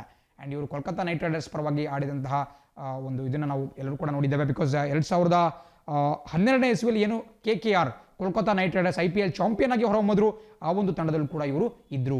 ಅಂಡ್ ಇವರು ಹಲವಾರು ರಣಜಿ ತಂಡಗಳನ್ನ ರೆಪ್ರೆಸೆಂಟ್ ಮಾಡಿದ್ದಾರೆ. ನೀವು ನೋಡ್ತಿರೋ ರೀತಿ ಅವರು ತಮಿಳುನಾಡಿನಲ್ಲಿ ತಮಗೊಂದು ಕ್ಯಾರಿಯರ್ನ ಸ್ಟಾರ್ಟ್ ಮಾಡಿದ್ರು. ಅದಾದ ಬಳಿಕ ದೆಹಲಿ ಇರಬಹುದು, ರಾಜಸ್ಥಾನ್ ಇರಬಹುದು, ಉತ್ತರಾಖಂಡ್, ಹೀಗೆ ಹಲವಾರು ರಾಜ್ಯಗಳನ್ನು ಕೂಡ ಇವರು ರೆಪ್ರೆಸೆಂಟ್ ಮಾಡಿದ್ದಾರೆ. ಅಂಡ್ ವಿಶೇಷವಾಗಿ 2007 ಮತ್ತು 8ನೇ ಒಂದು ಋತುವಿನಲ್ಲಿ ದೆಹಲಿಯ ರಣಜಿ ಚಾಂಪಿಯನ್ ಆಗಿ ಹೊರಹೊಮ್ಮುತ್ತೆ, ಆ ಒಂದು ತಂಡದ ಸದಸ್ಯ ಕೂಡ ಇವರಾಗಿದ್ದರು. ಸೊ ರಜತ್ ಭಾಟಿಯಾ ಅವ್ರ ಬಗ್ಗೆ ನಿಮಗೆ ಗೊತ್ತಿರಬೇಕಾಗುತ್ತೆ, ಪರೀಕ್ಷೆಯಲ್ಲಿ ಪ್ರಶ್ನೆ ಬಂದರೂ ಕೂಡ ಬರಬಹುದು. ಅದೇ ರೀತಿ ಮುಂದಿನ ಸುದ್ದಿ ನೋಡ್ತಾ ಹೋಗೋಣ. ಅಂಡ್ ಸುದ್ದಿ ಹೇಳುತ್ತೆ, Mohun Bagan features on Nasdaq billboards. ಇದಂತೂ ಭಾರತೀಯ ಫುಟ್ಬಾಲ್ ಪ್ರೇಮಿಗಳಿಗೆ ಸಾಕಷ್ಟು ಖುಷಿಯನ್ನ ಕೊಡಬೇಕಾಗಿದ್ದಂತಹ ಒಂದು ವಿಚಾರ. ಬಿಕಾಸ್ ನ್ಯಾಸ್ಡ್ಯಾಕ್ ಬಗ್ಗೆ ನೀವು ಕೂಡ ಕೇಳಿರಬಹುದು. ನ್ಯಾಸ್ಡ್ಯಾಕ್ ಅಂತಕ್ಕಂತಹದ್ದು ಪ್ರಪಂಚದ ಒಂದು ಪ್ರಖ್ಯಾತ ಮತ್ತು ಪ್ರತಿಷ್ಠಿತ ಷೇರುಪೇಟೆ.